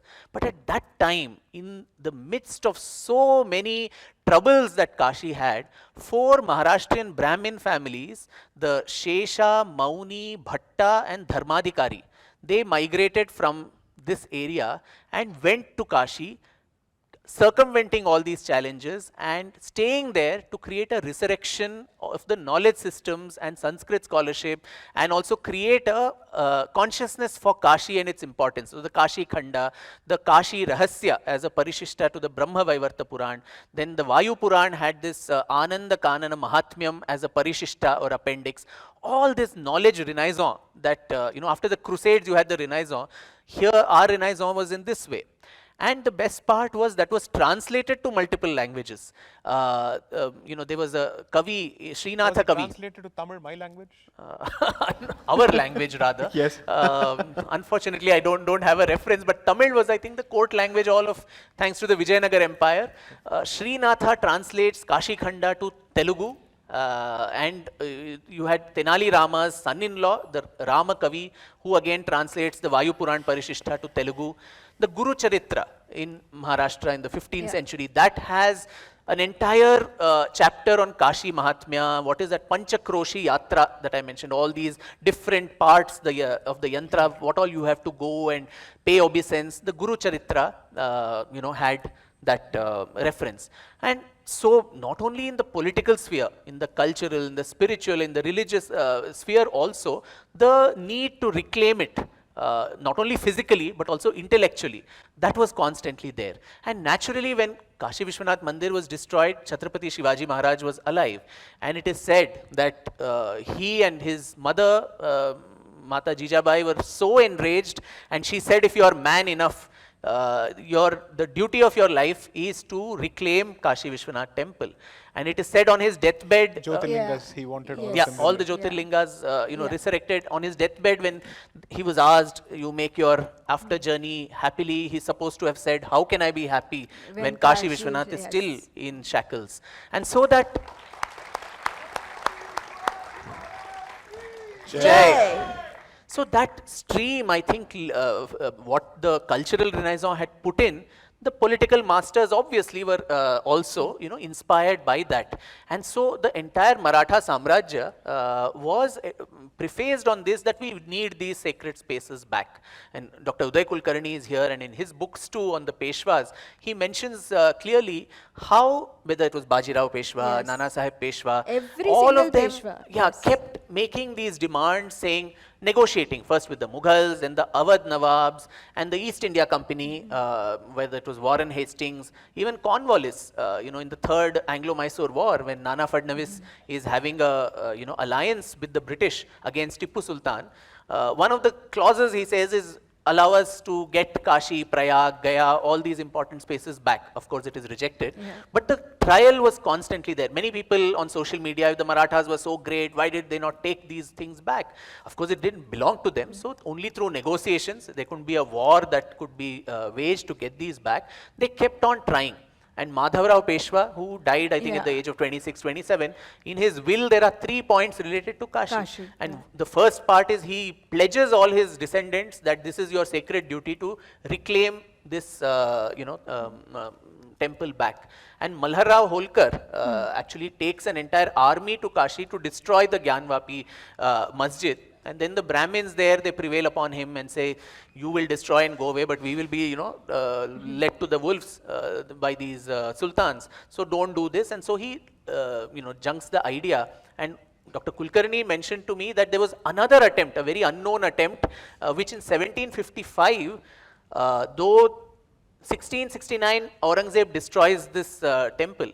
But even in his own lifetime, a smaller shrine had already come up. And you have references of the Rajput kings, the Maharaja of Rewa, the Udaipur Rana, the Jaipur Maharaja, all of these people coming there in stealth, going and worshipping a small shrine. Now that shrine too was destroyed in 1755 by a local Qazi who wanted to show, I'm more committed to the faith than the Badshah. And so he destroys it, and it is said the Peshwa's guru, Narayan Dikshit Patankar, he sits on a fast unto death, saying this is sacrilege that has happened, and the Peshwa himself has to prevail upon him to give up the fast. All the shopkeepers had abandoned, all the Hindu shopkeepers went in protest in 1755.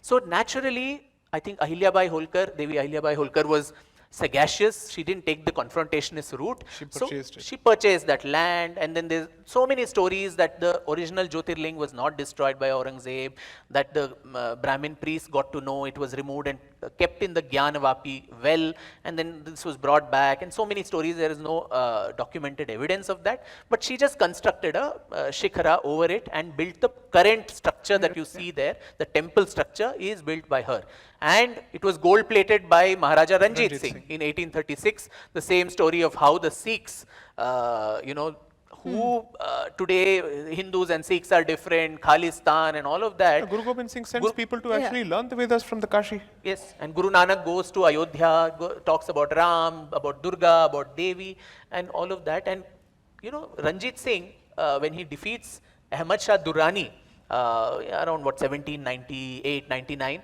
he clearly makes a claim to him after the defeat that the Somnath Mandir door that should be returned to us. Now just think about this. It was destroyed in 1025 by Mahmud Ghazni. This is 1798 or so. 800 years have passed. He's a young man in his 20s, but that memory is still there, that was our sacred spot. Even the dwar is so important that we want that dwar back. In his will, he wills away the Kohinoor to Jagannath Mandir after having purchased it. So actually, as opposed to, let's say, state claimants, the entity that has the claim as of now is the Jagannath Mandir, because the last true owner willed it off in his will. Yeah. So this has been the constant story of resilience, of reclamation, and this never say die. So I think that is what should instill in us that sense of hope too, not just the Vidhva Vilap about, it's actually been destroyed, because our ancestors never gave up, and so we have no right to give up, not on 1, 2, 3, on any number which we can actually produce the evidence for. Let's move a little bit. Let's go fast forward to 1809, where one of the worst riots in Kashi happened, and where the Lat of Bhairav was destroyed, and where the Hindus of the city, they all got together regardless of whatever their denominational differences or caste differences, and fought as one. When I was reading that chapter in your book, it really boiled my blood, and it was difficult for me to even read. So I can imagine as a historian for you to actually go through all the evidence and read it and write about it without feeling that emotional connect. I don't know how you do it. How do you remain objective as a historian and write about these things that make your blood boil is something that's difficult to fathom. But could you talk a little bit about the 1809 riots, and because it's a very important chapter. So the best part is of the British era to which we have come is now you have documentation. You have clear records in the courts. Now the Hindus never gave up on that site, constantly skirmishes, registrations in courts. But 1810 you had, 1809 was the Lat Bhairav. So just near the Vishwanath Mandir, a little distance away, there's this Kapal Mochan Tirth, where it was believed that when Brahma's fifth head was chopped off by Shiva, and he brings it there, that is the place where the Kapal Mochan, actually the skull falls off, and that's the Tirtha. And just on its banks you have the a Lat, or a pillar of Bhairav, and that is the place where the Ashta Bhairavs, all of them supposed to come, and there is one pindi for each of them. Now and it is just surrounded by another mosque, and that is occupied completely by the Julaha, or the weaver community of the Muslims of Varanasi, and they were constantly making attempts to encroach this property, which is there even now. Not only the Vishwanath Mandir, there is the Bindu Madhav Mandir, which has been taken over. There are so many others, Kritivaseshwar, all of these, encroached by some other masjid.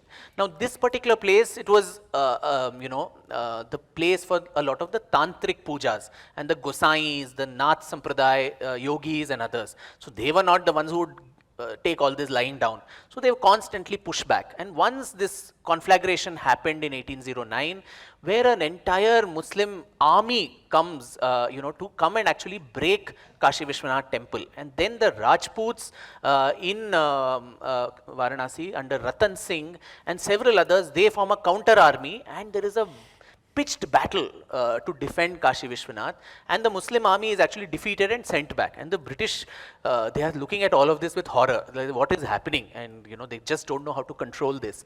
Now once they are defeated and gone, and the Hindus forgot about Lat Bhairav. They were giving night vigil to the Vishwanath Mandir so that the attackers don't come. So in slight of this thing, they go to the Lat Bhairav, and a cow is slaughtered there, and the blood is sprinkled everywhere, and into the Ganga, into the Kapal Mochan, and the Lat itself is broken down, and all kinds of desecration happens. And that night, apparently, and this is elaborately documented in colonial records, called the Lat Bhairo riots. For 5 days, there was carnage all over. The Hindus fought back, and there was while the Brahmins and others, they sat at the Ganga, I believe men and women, they went on fast unto death, saying the Ganga is now मैली हो गई है, दूषित हो गई है, we cannot any longer worship this. But the Rajputs took it upon themselves, and all of them go, and almost 500 mosques or something are demolished there. The GYANVAPI masjid is actually set to fire, and the Muslims are completely evacuated from that entire space. And that time there is a very interesting observation done by the British collector called Watson, who I think gives us the prescription for today's solution to this problem. He says this is a very, very sacred spot for the Hindus, as attested in thousands of years of their scriptural evidence. This place means nothing to the Muslim community. It is just a symbol of one of the their rulers who has put something there. So my advice is we should evacuate this completely and restore this to the Hindu community. These people can build their mosque somewhere else. Now that was a very practical solution, and once it happens now in independent India, we should probably thank Mr. Watson for giving this brainwave of an idea. Even that is not original. But then there was a bird, one Mr. Bird, who comes there and then, you know, has his droppings, which says, no, let's not do this, let's sarvadharm samabhav, let them live together and all that. And so that space is given to, so only the mosque is of the Muslim community, this is of the Hindu community, and the compound around that is going to be for the government property. That's this thing. But both these people, right from 1857, once Awadh comes into English control after the uprising, the courts, the Awadh courts have documentations of every case, and they were fighting for the silliest of reasons. This people tree belongs to me, no, this branch that is coming into my area. Nobody should pluck the leaves off. There's a toilet being constructed, this house is mine, all kinds of things. So it was never free from reclamation. Now the flashpoint comes in 1936, where a very important case, Deen Muhammad versus the state, is filed, where Deen Muhammad was a normal, common Muslim who also takes the Anjuman Intizamiya Masjid, which controls the mosque, also to court, and says, now the usual this thing, you don't limit your namaz only within the mosque, you start spreading outside also, and take the entire compound. And the British were against that. They say it's creating traffic jams, it is creating a lot of problems here, law and order. So you have to restrict yourself inside that mosque only. But the Alvida namaz during the Ramzan Fridays, they all started spreading outside this. And so this Deen Muhammad and gang, they take the matter, they take the British government to court. So it's a non-representative suit where the Hindus were not made party to it. So the findings were also not binding on the Hindu community. But the case becomes very interesting only because it lays bare for the first time all the contours of the dispute. And you'll be shocked to see, if you read that, the same arguments are made by the Anjuman Intizamiya Masjid even today. Yeah. You know, they tried all kinds of subterfuge to say that was not the Vishwanath temple, it was actually Dara Shikoh's Sanskrit school. No, it was actually Akbar's Dinne Ilahi, Ibadat Khana. Now all of that is rubbished by the British judge in 1937 in his judgment, and very clearly he brings out a few points which become important. One is, he notes that this is not a waqf property, that there is no waqif or donor. Aurangzeb may have ordered the destruction of the temple, but there is no Badshahi Farman to show in its place you build a masjid, or I will donate this land to, he is the owner of the entire land as a king, but he should donate it. That's how the Waqf thing works. So the Mutawalli would not have records for it. Mutawalli has no records. So in the British times too, they could not produce any records. So the British judge says, this is not a Waqf property, the entire area. And interestingly, I think they didn't take it too far, but then they brought, also invoked Islamic law, and they said, in the Sharia, if you encroach someone's property and do your prayers and namaz on it, it is haram, it is not Kabul. So by Islamic law also, this place is not actually a mosque, but then for the larger interest, let's give it to them. But you restrict yourself only to that mosque area. Inside, And Deen Mohammed takes this to the Allahabad High Court in 1942, and the Allahabad High Court also dismisses this with cost to the plaintiffs. And so till then, when you talk about religious character, places of worship and all of that, pre-independence, the religious character of this spot at least was perpetually in dispute. It was considered not to be a mosque, and there were lots of shadows about what exactly was the nature of this property. It's interesting that the British court took just 1 year to give its nikal, but Mr. Rastogi's suit, which was filed on behalf of the deity in, I think, 1991, that took probably, we are glad that we have Sahi Deepak on the panel. If both of us are hauled and some of them for contempt of court, we know whom to fall back on to represent us. See, the interesting point is British courts were not limited by secularism. So, we don't have the time to go in detail for this Deen Mohammed's suite, but in his book he has recorded all the testimonies in detail. So, I think you should buy the book and read that part. And that shows, even though it was, as he says, it was a non-representational lawsuit, there were a lot of Hindus who gave testimony. There were historians also who gave testimony. And they have proved without doubt that Hindus never abandoned the place. Unfortunately, we don't have the time to go in that detail. So now again we fast forward to post-independence India, and the places, the big bugaboo in the room, the Places of Worship Act, which is what is quoted by everybody on the other side. Every time they start to whine about something, ki why is the court ordering ASI survey of this temple, Places of Worship Act, blah, blah, blah. Any ASI survey that the court orders, this is the standard argument. You know, what about the Places of Worship Act? So, first of all, I would like you to tell the audience a little bit about the Places of Worship Act. And I know he has said it's a draconian act. I agree it's a draconian act. You agree it's a draconian act. But it also has some exceptions. So I would like to tell you to tell the audience a little bit about it. So the thing is, the mosque that he refers to, where the Bindumata Mandir actually originally existed, is the Dhaurahara Mosque. Okay. I represent the Kashi family both with respect to the Razia Mosque as well as the Bindumata Mandir. Basically, we are saying these are the original temples, so we want them back. Since it matters still sub judice, nevertheless, since the other side is constantly talking about it, so it's fair game for me to talk about it. So, see, the point is very simple. This legislation was passed in September 1991. Yeah.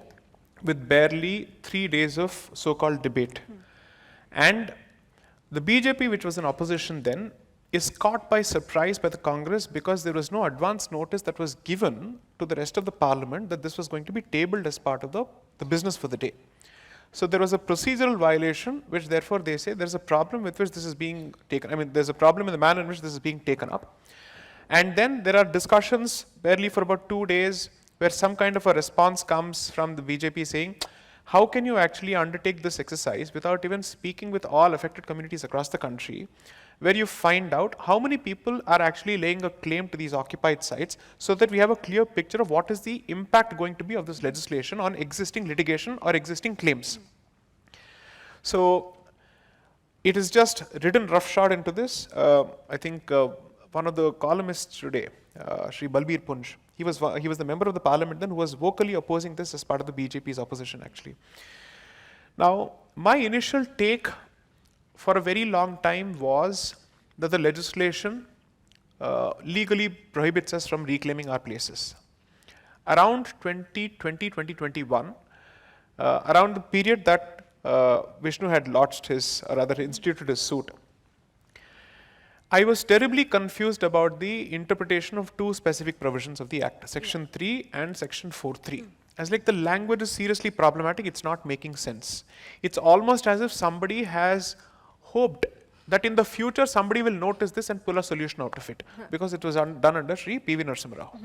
Okay? Because he, 100%, because the man, apart from being a hardcore sadhaka, so to speak, was said to be in prayers when the disputed structure was being brought down. Yes.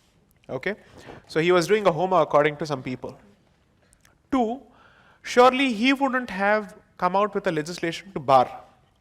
So it was so the public perception of the person and the legislation were at conflict with each other. So typically what happens is when you're trying to reconstruct itihasa, the traditional approach is this. You know the general traits of Sri Ram. Okay? You know what he is bound to do, what he is not bound to do. Okay? If somebody provides you a certain instance which is going against every grain of what he stands for, you will immediately question the veracity of that interpretation. Because you are allowed to fill in those gaps in a manner which is consistent with his overall character, not otherwise. Okay. So applying the same logic, if Sri P.V. Narasimha Rao was a proponent of this, how did he actually allow this? Now what happens is section 4.3 or section 4, there are 2 sections, I'm so sorry, the critical sections are 3, 4 and 5. 5 says that the Places of Worship Act shall not apply to the Ram Janambhoomi dispute.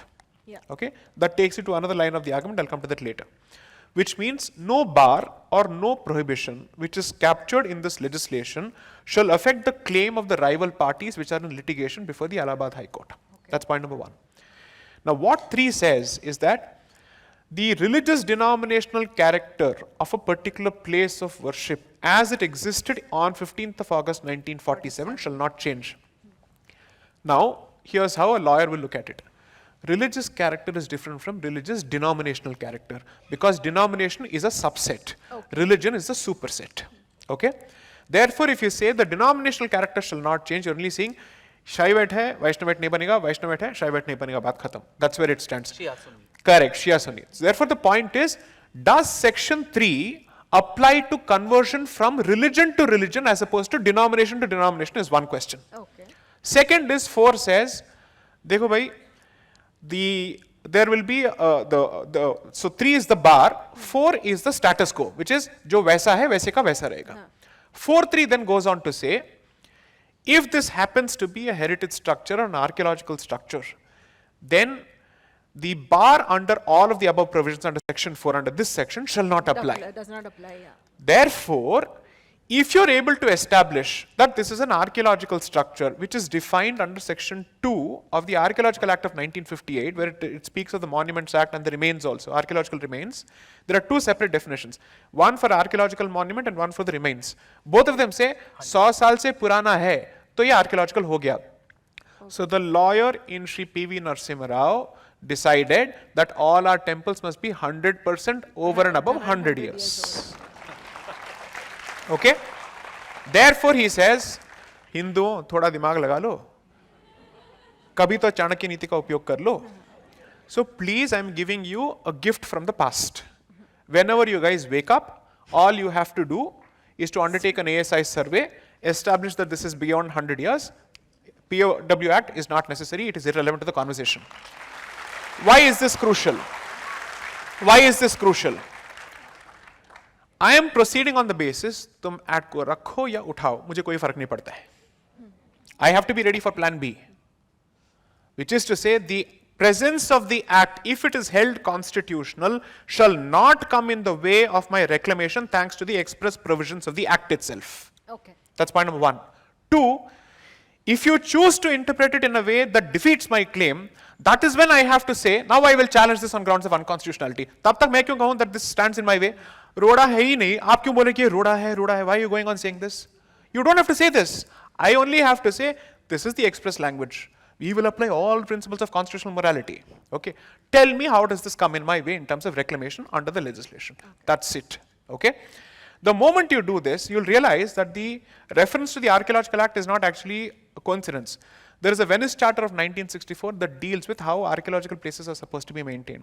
You have government regulations. There's a national policy that was released, I think in 2015 or 2021, where we have come out with detailed policies of that. So, what is the meaning of a heritage site? What is the meaning of an archaeological structure is understood in law. It does not need to be interpreted again. Therefore, all we have to say is that ASI, and therefore there is no bar under the law. Which is why the other side constantly says, you first decide this question under the Places of Worship Act before you actually proceed with the ASI survey, because ASI survey ho gaya, to doodh ka doodh aur pani ka pani ho jayega. But They sought to defeat this excavation even in Allahabad High Court, by the way. There's a detailed judgment that the Allahabad High Court had to pronounce when there was such an opposition to the excavation. Because they said, mandir tha hi nahi. Then they said, agar hota bhi to humne nahi giraya. So they said, okay, why do we get into this nonsense? Let's just dig and find out. Then there was resistance because then archaeological evidence would establish that there are pillars with Vimanas, with the Amalakas, with the Garuda and everything that relates to Vishnu temple motif. Sorry, you're asking something. Yeah. So I was saying, even in 2022, when AIM went to Supreme Court, I think Justice Chandrachud said that ASI survey, I mean, there is no problem in trying to find out what existed before, and so ASI survey is okay. See, the simple principle that you follow in these issues is, the first forum which is supposed to take a decision on such an important issue, which is relevant to a suit proceeding, is the court of first instance, namely the district court. Because here writ petition nahi hai, it is a property dispute. So therefore, it is for the Kashi court to actually decide. From there, you have a problem, where will you go? The appellate court. From there, you have a problem, you go to Supreme Court. You're actually rushing to the Supreme Court to say, take away the power of the local court to decide what is first meant to do. Remember, under the law, the Supreme Court may be the Supreme Court. However, in matters where the district court has primary authority, even the Supreme Court cannot interfere until a decision is rendered by the district court. Therefore, according to me, for once, constitutional morality has worked in our favor. So now, I think what he said is so pertinent, because fabricated history can keep going on, and its death knell is archaeology. Until archaeology comes into the picture. Correct. And that After is why that, there is a archaeology mic drop moment. so now we talking come of to the fabricated history, I must mention, I've mentioned it in several forums, but it is important. It's a very rochak, manohar kahani, which, my grouse about my... Shefali ji, this program will not go according to your timelines. After this, I will take one more shot. Go on. No, I have no problem. I can I hope they don't have a problem. This is Pune, they will stay. So, talking of fabricated history, just one instance, and that I think sets the template as to how history was fabricated, with specific reference to Kashi Vishwanath Mandir. Now there is, and this is quoted even now, interestingly on social media, in television channels, as to why Aurangzeb destroyed. First of all, you deny that he didn't destroy, but then there is another thing.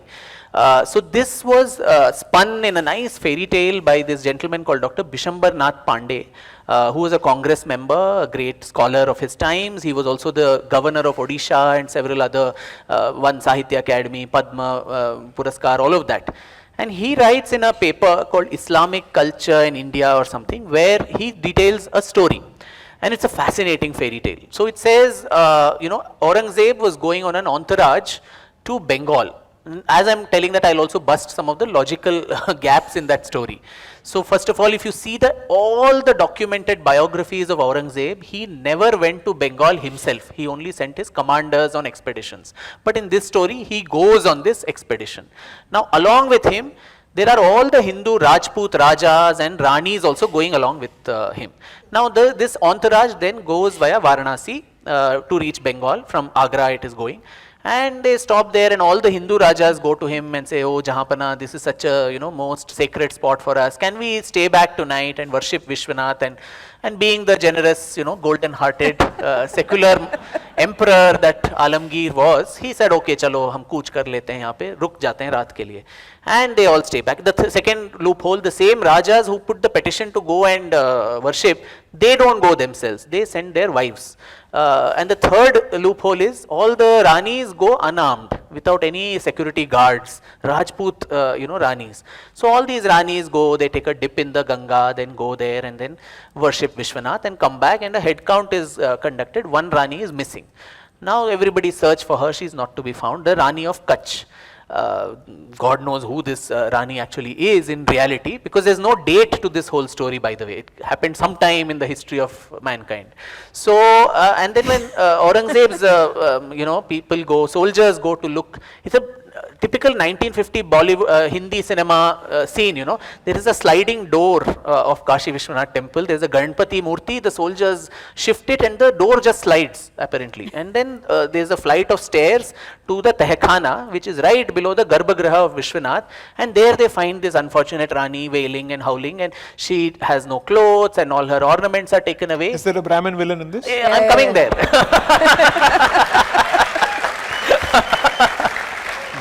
So then they ask her the reason, and she says rightly that, oh, you know, I was molested and raped by all the evil Brahmin priests of Kashi Vishwanath. Typical Salim Javed story. So she says that, and they do this routinely. You know, the Brahmins here are so crooked that any wealthy pilgrim comes, they molest them and take away their wealth. So all the Rajas are so enraged, their wives are enraged, they go and put pressure on Aurangzeb, saying this is a place of Satan, so just break this thing down. Aurangzeb did not want to do it, but they just force him, chalo, kar lo, please, hamare liye kar lo. So it was on Hindu pressure that poor secular Aurangzeb went and destroyed the Vishwanath Mandir, and I think my very dear friend Audrey Trushki also, I think, subscribes to these stories in her hagiography. And we don't know which Rani was found in Mathura temple which he broke, or Somnath that he broke, or there are other stories there. Now when you go to the source, like any good historian, you go immediately to the source. To this Bishambar Pandey's story, if you trace back the source, it goes to Pattabi Sitaramaiah, who was the Congress president. He wrote the history of Congress. History of the Congress party, whom Gandhi ji favored, and so on. And he writes in this some feathers and stone or some such book. Just see the subterfuge, underscoring that. He says, I was told this by a friend that there is a certain mullah in Lucknow who has a very rare manuscript in his possession which talks about this story. Now my friend told that this mullah will bring me that manuscript, but before that my friend died, and so I could not get that manuscript from that mullah. But this is the larger, consensus about why Kashi Vishwanath Mandir was destroyed. So, unnamed mullah, unknown manuscript, unknown friend are all sources. But the same people will say Masire Alamgiri, which was written during Aurangzeb's time, 2 years after his death, and it was commissioned to Saqib Mustaid Khan by Aurangzeb, giving all his court papers saying, you chronicle my rule. That is, suspect. But this particular story, Pattabi Sitaramaiah writes in the 1930s, and in fact the great historian from Pune, Gajabhav Mehendale, I think he and Sanjay Dikshit ji told me this, that Mehendale Sahab was told by N.C. Gore or somebody who heard from, we can also do this, I hear, you hear. So he was the librarian of Bori. Yeah. N.C. Gore was the librarian of Bori. Yes. Yeah. So he was told himself, Goreji was told by Sitaramaiah that I actually एक कपोल कल्पित कहानी था which I created to create Hindu-Muslim syncretism. Correct. So you just see the kind of venomous manner in which history has been used and historians have been employed, and once all you have to do is plant one falsehood, then there is circular referencing mafia which comes into play. I quote him, then he quotes you, then you quote her, and then we all peer review journals each other, and then it becomes the fact it's of a citation one book, lie can travel so many times Before that the truth is the time to try shoelace. shoelace, yes. So that is, and there are in this, also quote Marxist historians who take this up, and in their word salad and academics of history, they put some more layers as to why this temple, as told by Sitaramaiah and Bishambar Pandey, Gargi Chakravarti, K.N. Panikar, I have named all of them, that this is the subterfuge these people have done. And they say there was a Sufi rebellion, and again the Pandits collaborated with the Sufi rebels, and so to punish the Pandits, they destroyed the Kashi Vishwanath temple. That is the Marxist interpretation of that. Now there too, there were a couple of Sufi rebels who went and hid in a mosque. There Aurangzeb went and pulled that fellow out and got him killed. But he didn't go and destroy the mosque. But in this case, it's not as if the temple belonged to the Pandits. Even if they collaborated and rebelled, it was not their property that he could have caught them and hanged them, which he would have done very happily. There was no reason for him to destroy. So everywhere, cover fire for the basic tenet of that theology, which talks for destruction of another viewpoint, and couch it in so much. And Mr. Gore's testimony will be clear that it was done clearly on the advice of so and so to create this Ganga Jamuni Tehzeeb animal which we have never heard of much. Thing is, in law, this would be not just 1 degree of hearsay, multiple degrees of hearsay. But here's the thing, and this is crucial. This is not the first time this trope is being used in the context of the destruction of a temple. When they speak of destruction of Somnath by Ghazni, they say he was invited by the people there to actually relieve them of the torture of the Brahmins. This is a professional historian saying about the repeated ransacking of Somnath. There is a new version to that now, Which is? a much improvised version. I think social media historians with eyeshadows and all of that. So apparently pre-Arabic, pre-Islamic Arabia, there were lots of deities. So there was this thing called Sumanat or something there. I see. So that has become Yeah, Somnath yeah, here. yeah. So Muhammad Ghazni thought Yeah. that maybe that Sumanat has traveled all the way to Somnath and therefore to destroy the Sumanat of Arabia, he came and destroyed. But I don't know, he also destroyed Mathura. So what Krishna was which pre-Arabic name? It's Mat and Ahura from Ahura Mazda, understand? So, see, here's the point. Just think of this for a moment. Remember this, and there's a reason I dropped the Brahmin line. And I'm in Pune, so I might as well say it. The point is this. The Brahmin is typically presented as the villain in Marxist historiography across the board to justify all sorts of horrendous crimes against the Hindu community and to justify conversions. That's been their strategy. I just missed out on the section 5 angle. I'll just explain that that's very crucial. Yeah. So, section 5 says that the Places of Worship Act is not applicable to Ram Janambhoomi dispute. So, which means when the judgment is being delivered in the context of Ram Janambhoomi, you shouldn't expect any discussion on the Places of Worship Act at all. Yeah. Because it is irrelevant to it. True. I think 10 paragraphs from paragraph 85 onwards speaks of why Places of Worship Act is a crucial piece of legislation to protect secularism of the Indian Constitution. In a judgment relating to a dispute to which the legislation does not apply, why did somebody feel the need to discuss and defend the Places of Worship Act? Because the idea was, एक मंदिर दे रहे हैं, बाकी के दरवाजे बंद कर रहे हैं, आप चुप बैठो. That is the message that was being sent. Yeah. Fortunately, again, constitutional morality protects me because the law says, if an issue is irrelevant to the dispute at hand, any discussion by the court on that issue is not legally binding. Okay. Which means we get to say, this was obiter dicta, which means it is extraneous observation that is not relevant to the central dispute at hand. Therefore, even if it is delivered by 5 judges of this court as part of the Ram Janambhoomi verdict, it shall not come in the way of the challenge to the Places of Worship Act. The other argument being, if the challenge needs to be even, let's say, mounted in the first place. Okay. Okay. So look at how historians say something.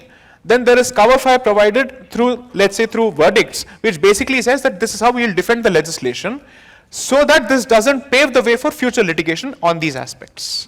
So Please understand this. Which brings me to the next question, and I think we all 3 of us at least are agreed on this, that there should be no cap on only this much and no further. Correct. Yes. But my question to you is that I believe that every temple which has been turned into a mosque or a church needs to be reclaimed. But the point is, there is no one figure that right now can be quoted and said that this is the figure.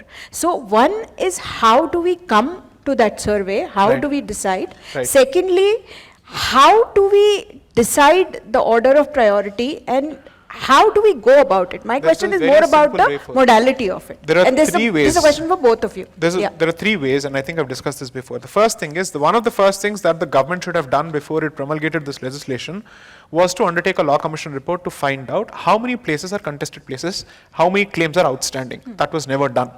Okay. Therefore, the period from 91 to now should be discounted as part of this entire process, because we have to say, ever since you put this law in place, people have abandoned their claims, or at least they have not been allowed to present it. Okay. So prior to 91, how many such outstanding disputes were pending? First question. Second, when Ram Janambhoomi was being contested, nobody asked, "Kaun iski ladai ladega?" People formed their own groups, and then others joined the entire movement. That is how this should happen, which is to say, if it is my Kul Devta place, we will fight. There are people who will do it. So those communities which have a direct relationship with that particular temple will take it up, just like you have akhadas which did it from Ram Janmabhoomi, you'll have others do this. That's 2. 3, the simpler way forward is the constitution of a truth and repatriation tribunal. Wherein you basically say, the government says, enough is enough where this matter is unnecessarily contested in different courts of law, God knows when this will resolve.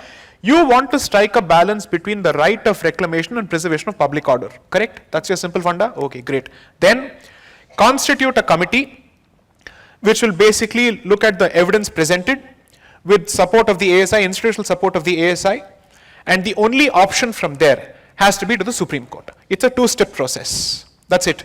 Finish this in a step-by-step fashion, create a separate team altogether. Now people might say, "Arey, yahan pe itne sare cases already pade hain, then why should we actually constitute another thing?" Look, if you feel the need to protect a corrupt politician from, let's say, from conviction, you are capable of constituting fast-track courts, which never fast-track themselves. Yeah. Okay? So I am saying this is something that has been festering for generations together. You have tried to put this to bed, it has not worked. You might as well give it an institutional resolution once and for all. 2, how does this, let's say, how does the losing party benefit from this? Well, the Supreme Court has showed the way, Mr. Watson has shown the way.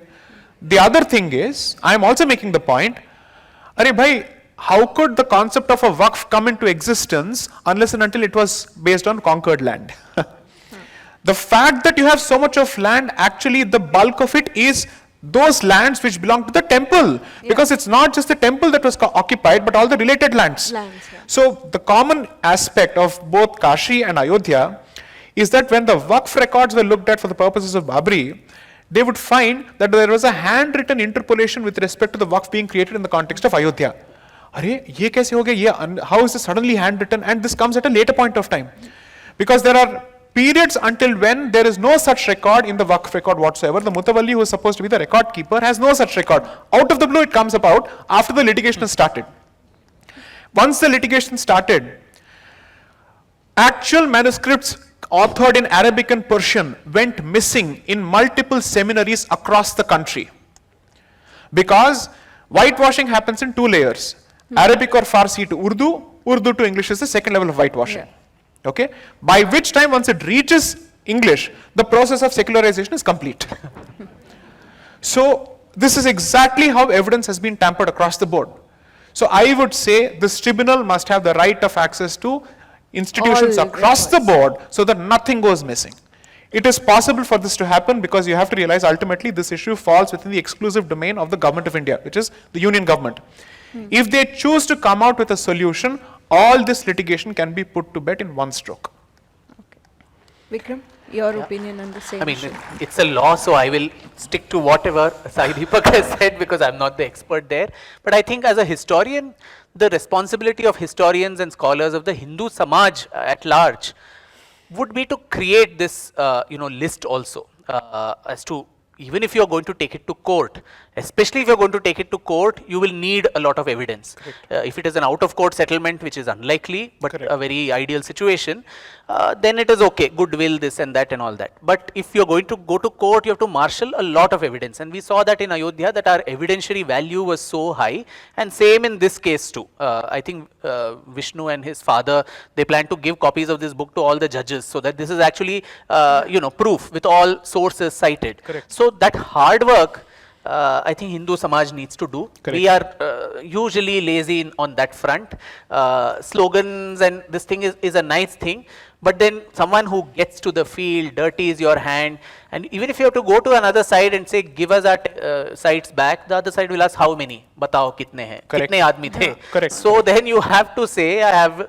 So Sitaramji has done the initial work of some 1,826 or something, and he says it's a tip of the iceberg. So, but then it could be anything, it could be 20,000, 40,000, it could be 4 lakh, it could be anything.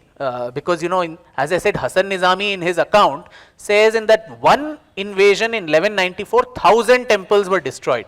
So in the 800, 900 years of Islamic rule, saying 40,000 is not a big deal. It could be much more than that. But then Hasan Nizami also says 1,000, but he doesn't say which are the 1,000, what are the names, where are they located. So that hard work we need to do, which we generally don't. We are given to a lot of rhetoric, we are given to a lot of excitement.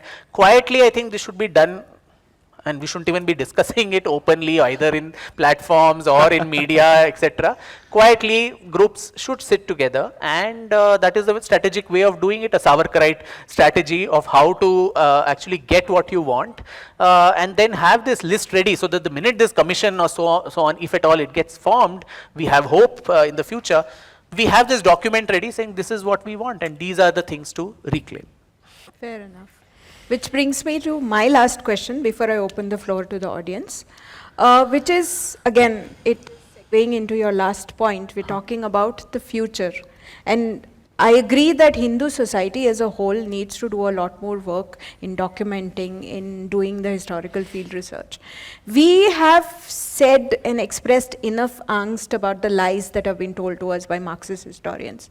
Now, that is done and dusted. What is the way forward? The only way to counter it is by writing books like you have written or Sai has written, which are meticulously researched and which break down the propaganda. So how do we encourage younger scholars to get into this field and not just write emotional WhatsApp messages or emotional Facebook posts, but do well-documented, meticulously researched books? Correct. That's an excellent question, Shefali, and I think I always emphasize on this that the only alternative to distorted history is alternative scholarship, and we have to invest in that. It is a lot of hard work.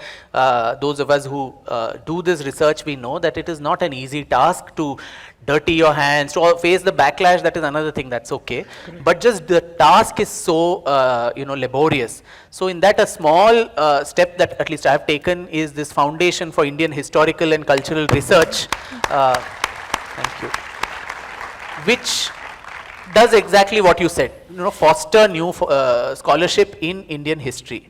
And I'm not disparaging the social media battles or screenshots and all that. That has its own place, to counter on a real-time basis and so on. But social media is very ephemeral. Tomorrow YouTube may shut down, or Twitter became X may be banned or something. Then all your evidence will just go down. And in non-left circles, our best pastime is to have one panel or session on Marxist distortion of Indian history, and then have this voodoo doll, and then keep putting pins to Romila Thapar, Irfan Habib, D.N. Jha, this, that. But we just don't realize that time has passed. Yeah. I mean, Arun Shourie, in Eminent Historians, he has already documented all this 30 years ago, 25 years ago, where he has debunked them. And they have debunked themselves in the Ayodhya, case, where even someone like Irfan Habib, the kind of lies that on that Vishnu Hari inscription that fell from the structure, Meenakshi Jainji's book talks in detail how the kind of testimonies they gave in court. It's a saga in itself. It's more colorful than Bishambarji's fairy tale. They say we got all our evidence from Times of India articles, whereas the VHP is giving you documents and documents of Puranic and Persian literature and all of that. We were asked by somebody. It's fascinating. So that ship has passed where we keep on criticizing. I think the time for action has come now, where you can say, let's remove Romila Thapar's books on ancient India. But what do you substitute it with? Even to this day, we have not had a alternative ancient India history or medieval Indian history and so on. Even now, universities have those as the textbooks. For UPSC preparation, these are the textbooks. So unless somebody does this back-end work to give this new knowledge, and jnanam paramam balam, there is nothing more supreme than knowledge, this, just talking about it will not help. So in the foundation, two things that we plan to do.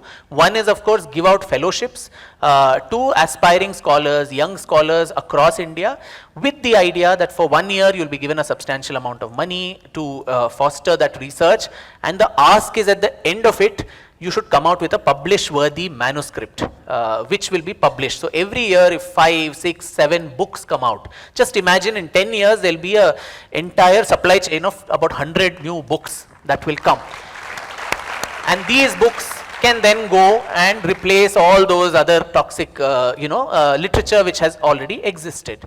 The other is, the foundation also hopes to take on proactive research on certain historical themes which are of importance contemporarily, and we are planning to seed that in educational universities, institutions. So a pilot project which we're going to start maybe from June or so is on the rise and fall of Buddhism in India, which is I think very important to know, because so that every time we start claiming this, someone doesn't say a stupa is sitting somewhere under something.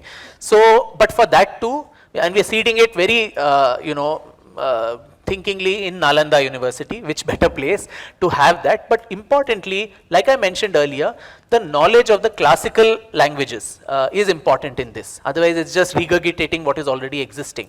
So a Sanskrit scholar, a Prakrit, Pali scholar, an archaeologist, a geologist, and a modern historian, we plan to sit together. It's an experiment. We've not tried it earlier. We'll see how it goes.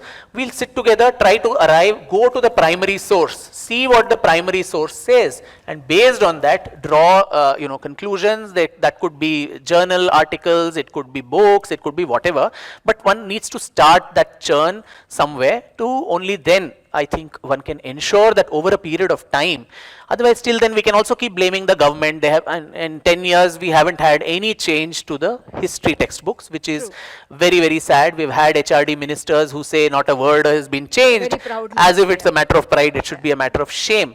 But let it be. Let us not keep on being negative, talking. Government has other priorities. Let us at least produce this parallelly, and once it is produced, maybe it's easy for them to say, "Acha, chalo, isko add kar do in the syllabus, make that the part of the UPSC training or something." So that hard work, that research, I think what Savarkar did in 1907, 06-07, when he went to London, sat in the British Library, used those records to write that seminal book on 1857, calling it the first war of Indian independence. We need more Savarkars today who can actually use that history for our civilizational battles. We have never given importance to history, unfortunately, and all our civilizational battles, other than law, the only other problematic area, and even the legal cases are based on historical problems. Correct. So unless we put our history stable in order, which the other side has very assiduously done, because they know that is the core essence of identity, of civilization, everything. So you manipulate that, the game is over. But we have not done that. And even our Sanskrit Pandits and others, they've never used their Sanskrit knowledge for historical research. Only on Vyakarana Shastra, which is all great. I mean, in its own place, it's great. But why not use that knowledge also for historical research? All our history lies in those texts. And if you're using English translations, you are limiting your worldview to just 200, 250 years for a 5,000-year civilization, 6,000-year-old civilization. It's a very narrow pinhole to see that whole scenery with. So I think this is one small attempt. I really don't know how it will work, and especially in Pune, especially in a city which actually, you have the Bhandarkar Institute, you've had the Nationalist School of Historiography coming from your city. Correct. When James Mill came up with his diatribe against Indian history, it was scholars from this city who wrote anonymous letters saying the first Hindu, the second Hindu, to debunk everything that he said. And in some way that laid the foundations for this so-called Nationalist School of Historiography, Rajwade, Bhandarkar, all these people. So I think in Pune, and with your help, scholarly, monetary, this, that, so many multiple ways of help, or just patronage and encouragement, and then dissemination of that information through social media channels and all of that, Pune Samvad, these platforms, I think that is the only way forward if we have to win this battle from a very, scholastic and a bauddhic, kind of a direction. To all the young budding historians in this hall, there is a book in Pune waiting to happen, waiting for Punneshwar, if any of you are willing to take up the challenge. And when you write all these books and get into problems with leftist historians, please befriend one lawyer, always, because it will help you file defamation suits, all kinds of allegations will come on you. So if anyone here wants to become a historian, also start cultivating, I think, a very thick hide, no sensitive nature, correct. Nothing, because every weapon will be unleashed against you to bring you down. Sai is on everybody's, all of our speed dials, for the same reason. Shall I open the floor to questions? I just have one request. Just ask a question, please, and stick to the point, because so that more people can be accommodated. In the interest of time, we really have to do just 2 questions because the speakers have been so generous with their talk. And first, let's give them a big round of applause once again. It really felt like we are a part of a conversation in Shefali's drawing room, and it was as fluid and as conversational as it could get. So thank you, all 3 of you, for such a wonderful evening for the audience. One question from this side, one question from that side. From the left and Yes, right. democratic. Can I go ahead with the question? Yes, please. Yes, first of all, grateful to be here and being these interesting times. I'm Rohit from Pune. So like it was spoken that there are 40,000 or more temples who need such attention across the country.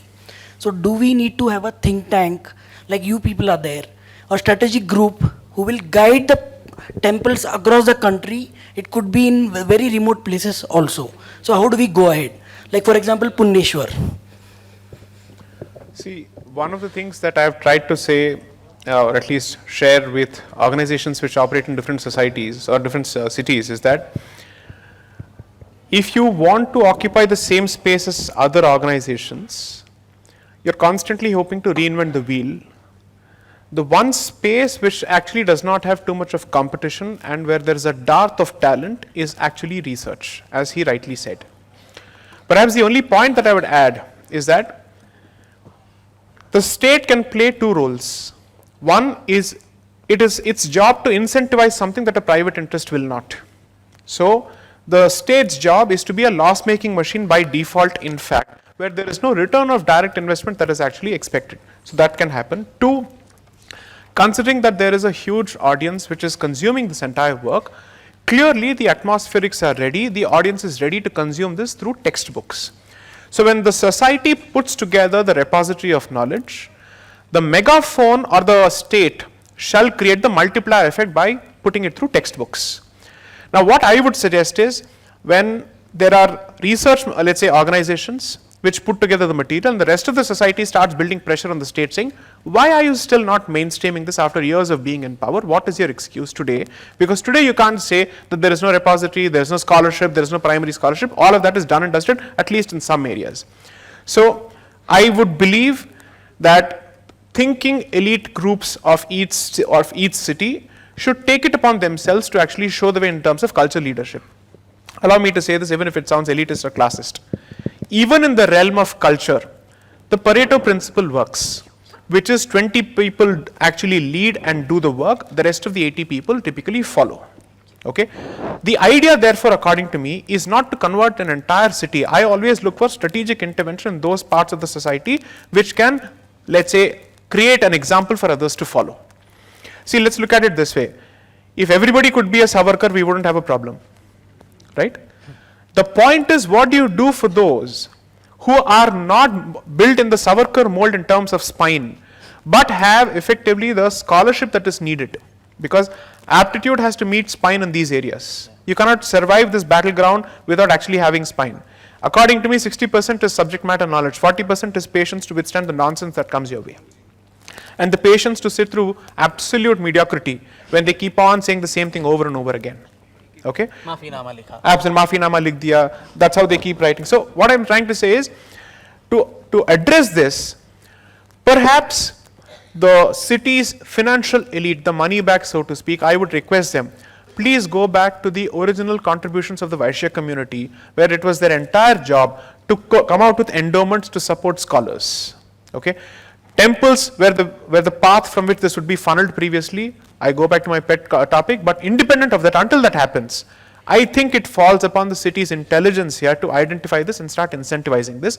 Otherwise, it remains a storm in a teacup, where it is fantastic for us to discuss this in these sessions, but it has to go beyond the air-conditioned atmosphere and it has to reach the masses, which means primary scholarship can be in English. From there, where does it go? It has to come out in local languages. What is the point of it otherwise? Right? It has to reach the masses, because ultimately the voting masses, their minds are the tools of weaponization in the hands of these historians. Don't think that Marxist historians operate only in the English speaking circles. Hindi, everywhere these guys are there. So what is written in textbooks by them is ultimately converted into pamphlets, which goes to places like Bastar. Remember that. So you have to be able to look at catering to different segments of the population, but it starts from core primary research-based hardcore scholarship. That is the way to start it. So if this has to happen, I would only request those who have been abundantly blessed with Lakshmi to support Saraswati. Last question, please. Someone from this side, I'm so sorry. No, also the left. Please, yeah, you can ask, and then one question from this side. Sir, you can ask. I think your mic isn't working. Sir. According to British records, say Shivaji's Sardar told British, his master goal is to free Kashi, Mathura, and Ayodhya. Number one. Number two, you talk about researchers Savarkar. Other part of Savarkar, active part Savarkar, Babarao Savarkar offered 1 lakh rupees to destroy Kashi Vishwanath Mosque. Can you come to the question, sir? Because I think people are. Question is that how about if you get a more than 400 seat, you can amend the Constitution of 1991 law. I agree. I agree. But this question should be directed at someone else. I agree. I've been saying this. Most of our litigations are unnecessary. The government can do a lot. I agree with you. There is no quarrel there. Last question, I think. Yeah, hello. A request to the volunteer, only one question, last one, please, on this one side. question. Ask Yeah. the lady. Yeah. My question Let's is give it to, Please, Yeah, please, Please give it to the ask- lady. Give it to her, yeah. 33%. Exactly 33. No discrimination, both sides are represented, So so. 3 people asked, 1 person's a girl. So, yeah. Yes, ma'am, please. Sorry, it's a Vampati Hello? conspiracy. Am I audible? Yeah. So I'm really grateful here to hear you all. So my question is, you have both the authors that you have mentioned so many barbaric incidents in the book. So I just wanted to know your thought process, how you bring yourself back after reading everything, how you come back to the point, how do you come back to the reality? Just wanted to know your thought process so that we can also imbibe that in us. I wish there was an easy answer to that. It leaves you terribly disturbed. I must say, as Sai Deepak mentioned, those 6 months of research and writing, I think my dark circles went outside the spectacles because lack of sleep. Even in my dreams, I was seeing some Shivalinga, some dilapidated structures. It really takes a toll. It's not easy to do that. I think in my case, what has worked is a very deep spiritual anchorage. Spiritual practices which works for me. Nobody to prescribe the same thing to everyone, but I think a historian or anybody chronicling history is called upon to become a moral eunuch, which is very difficult after so much of immersion in that particular subject. Obviously it riles you up, but while you are committing it to print, you are asked to take a distance and emotionally state facts as it is. And so there I think the larger message of what Kalhana had said about history itself, itihasa, the very word itihasa, it thus happened. So let it be a dry catalogue of events and facts, but the other aspect of itihasa, dharmartha kama mokshanam upadesha samanvitam kathayuktam puravrittam itihasata chakshmate. The kathayuktam, in a very story format, Puravrittam, the narratives of the past, told to you in a story format, in the achievement of the 4 Purusharthas of Dharma, Artha, Kama and Moksha. But importantly, it should also have a didactic element to it, an Upadesha Samanvitam, moral fabric, right, wrong, all of that. Itihasa Tachakshmate, that is called history, which it in turn is it thus happened. So I think that needs to be a larger, template. There has to be storytelling, there has to be an adherence to facts, and there has to be a societal message also. And our ancestors have given a very clear, self-assured message as to what the utility of history writing is. Is it just for the heck of writing something, or is there a larger message, a social charter also for this chronicling? I think that becomes important if you're going to, and that's the best I try to adhere to, so that my own angst, my biases, which are dying to come out. So there is this introduction page where I let loose.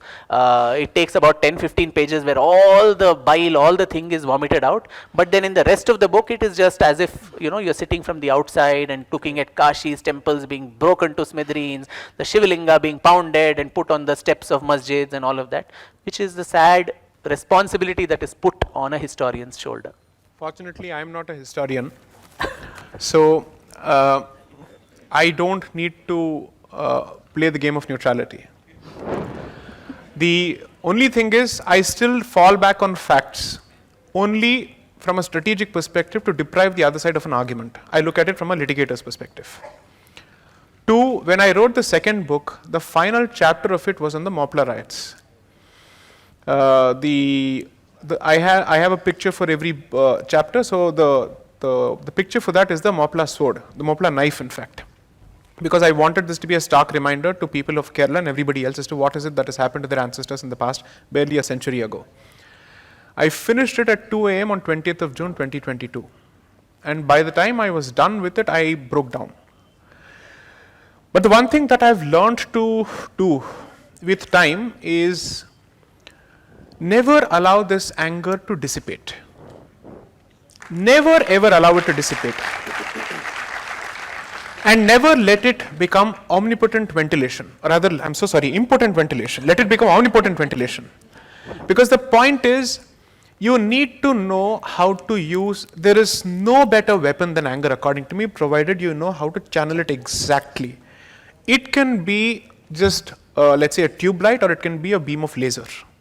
So how you choose to channel it and how you choose to summon it at will when you need to make an impact, that I think is the trick, apart from of course spiritual mooring. So one of the things that you're expected is, of course, there's a thick skin, 100% yes. But remember one thing, what you're seeing or what you're going through is not even a fraction of what people have already seen. Absolutely. And you have the benefit of telling their stories and yours today. Be grateful, count your blessings, but you have to be a part Kshatriya when you actually get into this for you to undertake this activity. There is no other option. I would only tell people one thing. In a narrative war, every forum, every medium has its job. It has its own place.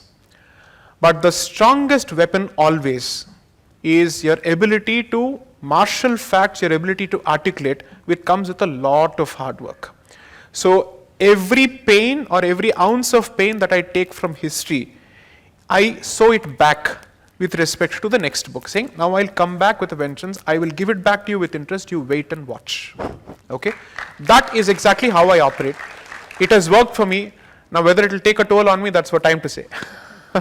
Okay, ma'am, the second question from this side, this can be the last one, it would be fair. So I will leave Sai, to the it's the moderator. question to you actually.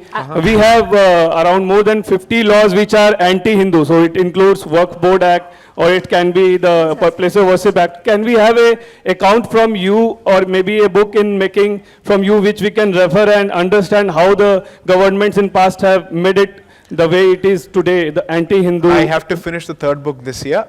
The fourth book ends next year. With that, the series is complete. After that, I'll take a break from writing for a while, simply because I am not an author. I don't want the tag ever to be used for me, simply because it has to be used for people like Vikram, who actually do this full time. As a litigator, my battlefield is different. These books are meant to support and strengthen the battles of court. That has been my strategic investment as far as book writing is concerned. Okay? Otherwise, I wouldn't have undertaken this task. The second object, of course, was to shut up people who said, "Tumhari taraf se intellectual scholarship kahan se hai, ye kahan hai?" I said, "Okay, to baith ja bhai, I'll do it. You wait." So, other than that, I have no interest in constantly doing this. I believe in weaponizable knowledge because we are no more in the realm of pure academic scholarship. Everything has become political, everything is a battleground. So I will take up only stuff which I know for a fact can be used on the other side, period. So with that, I hope I've answered the question. Thank you. Thank you. And I'm going to be the villain here. I'm sorry, sir. We have to close. This is regarding the volunteers. Savarkar's I'm movie. going to request to This take is the regarding mic the after this Savarkar's question. movie. You to respect the moderator. Thank you, sir. Thank you. Thank you What's very the much. Savarkar movie? and it has been a wonderful audience as well. So a big round of applause for all you people who have spent your Friday evening. Literally, there was pin and drop silence while Megaji, just the speakers. two, yes. three people I just wanted to thank. Yes. One is, of course, Manoj. Manoj is back here. He and his entire team, I think they've been so passionately involved in putting this together. It's not been an easy task for them. So extremely thankful to them, and my friend Pushkar Lele, who's there. Dr. Pushkar is an amazing Hindustani vocalist and someone who also helped immensely in putting this evening together, along with, of course, all of you. Thank you so much for coming here to share my joy on this very, very significant occasion. Thank you. And there is, as you all know, the book, the sale of the book is going outside, and there's also going to be a signing by the author. I'm going to request all of you to do this very peacefully and in a very disciplined manner. I request the volunteers to be a little hard in doing this. With this, I sign off, and I'm going to invite Mr. Manohar Dapkara for a quick and official vote of thanks. I hope you have a good evening, a peaceful and a happy weekend, and I hope Dr. Sampath's book will keep you reading. Thank you. सभी 2 minute के लिए बैठ जाएंगे. जय श्री राम. हर हर हर हर. आज के कार्यक्रम के लिए मुख्यतः मंच पर व्यासपीठ पर विराजमान श्री साईं दीपक जी, श्री विक्रम जी, श्री शेफाली जी, तीनों ने हमें जो समय दिया, ये सभी एक इनका बिजी शेड्यूल है, बिजी लाइफ है, और जिस स्पष्टता, विचारों की स्पष्टता से उन्होंने विचार रखे, ये सब चीज़ें हम सभी को इनसे हमारे लिए अनुकरणीय है. जैसा विक्रम जी और साईं दीपक जी ने कहा, हमें ज्ञान का भी अर्जन करना है और बल का भी करना है, और सोकाल जो सेक्युलरिज्म है उसका चोला उखाड़ फेंकना है. जिस क्लैरिटी से आप लोग बोल रहे हैं, हमें उसी क्लैरिटी से समाज में जाके इस बात को रखना है. यही टेक अवे हम यहाँ से लेंगे. पुस्तक को पढ़ेंगे भी, 50 लोगों को ये स्टोरी सुनाएंगे भी. तो इसी के साथ हम जाएंगे. साथ में मैं आज आभारी हूँ आप सभी का, साथ में पुलिस प्रशासन जिन्होंने हमारा कार्यक्रम में परवानगी दी, पुणे महानगर पालिका, ऑडियंस जो आप सभी 4 बजे से बैठे हैं. मैं देख रहा था यहाँ कई लोग 4 बजे से आकर बैठे हैं, कहीं बाहर सांगली कोल्हापुर से आए हैं, उन सभी का अभिवादन. प्रबोधन मंच, पुणे संवाद, प्रभा खेतान फाउंडेशन से Ehsaas woman of Pune, Prabha foundation, Shri Sujata ji Sabnis वो भी यहाँ हैं, उनका भी अभिवादन. और सभी कार्यकर्ता जिन्होंने इस कार्यक्रम में सहयोग किया, राष्ट्रीय स्वयंसेवक संघ के भी कई कार्यकर्ता इसमें बैकग्राउंड में इन्वॉल्व हैं, जिन्होंने व्यवस्था का सब जिम्मेदारी देखी है, उन सभी का भी बहुत बहुत अभिवादन. भविष्य में हम ऐसे जनजागरण के कार्यक्रम करते रहेंगे. मैं आग्रह करूं, मैं तो श्री विक्रम जी से आग्रह करूंगा, क्योंकि एक नारा चला था एक समय में, कोटि कोटि हिंदू जन का हम ज्वार उठाकर मानेंगे, सौगंध राम की खाते हैं, हम मंदिर वहीं बनाएंगे. इस बार हम सौगंध महादेव की खाते हैं, हम मंदिर वहीं बनाएंगे. और इसके लिए हमें अब 30 साल या 500 साल नहीं रुकना है, आने वाले 1-2 साल में ही कर रहना है. तो हमें ज्ञान से भी तैयार रहना, और जरूरत पड़ी तो शक्ति से भी तैयार रहना है. अयोध्या केवल ज्ञान से नहीं बना, शक्ति भी लगी थी, हमें याद होना चाहिए. नहीं तो सुप्रीम कोर्ट में 30 साल और फैसला नहीं होता. तो इस सब का हम संज्ञान लेंगे, वैसे यहां से टेक अवे लेके जाएंगे. सभी का बहुत बहुत धन्यवाद. वंदे मातरम सुजलाम सुफलाम मलयज शीतलाम सस्य श्यामलाम मातरम वंदे मातरम शुभ्रज्योत्स्नां पुलकितयामिनीं पुल्यकुसुमित द्रुमदलशोभिनीं सुहासिनीं सुमधुरभाषिणीं सुखदां वरदां मातरं वन्दे मातरं वन्दे मातरं. जय.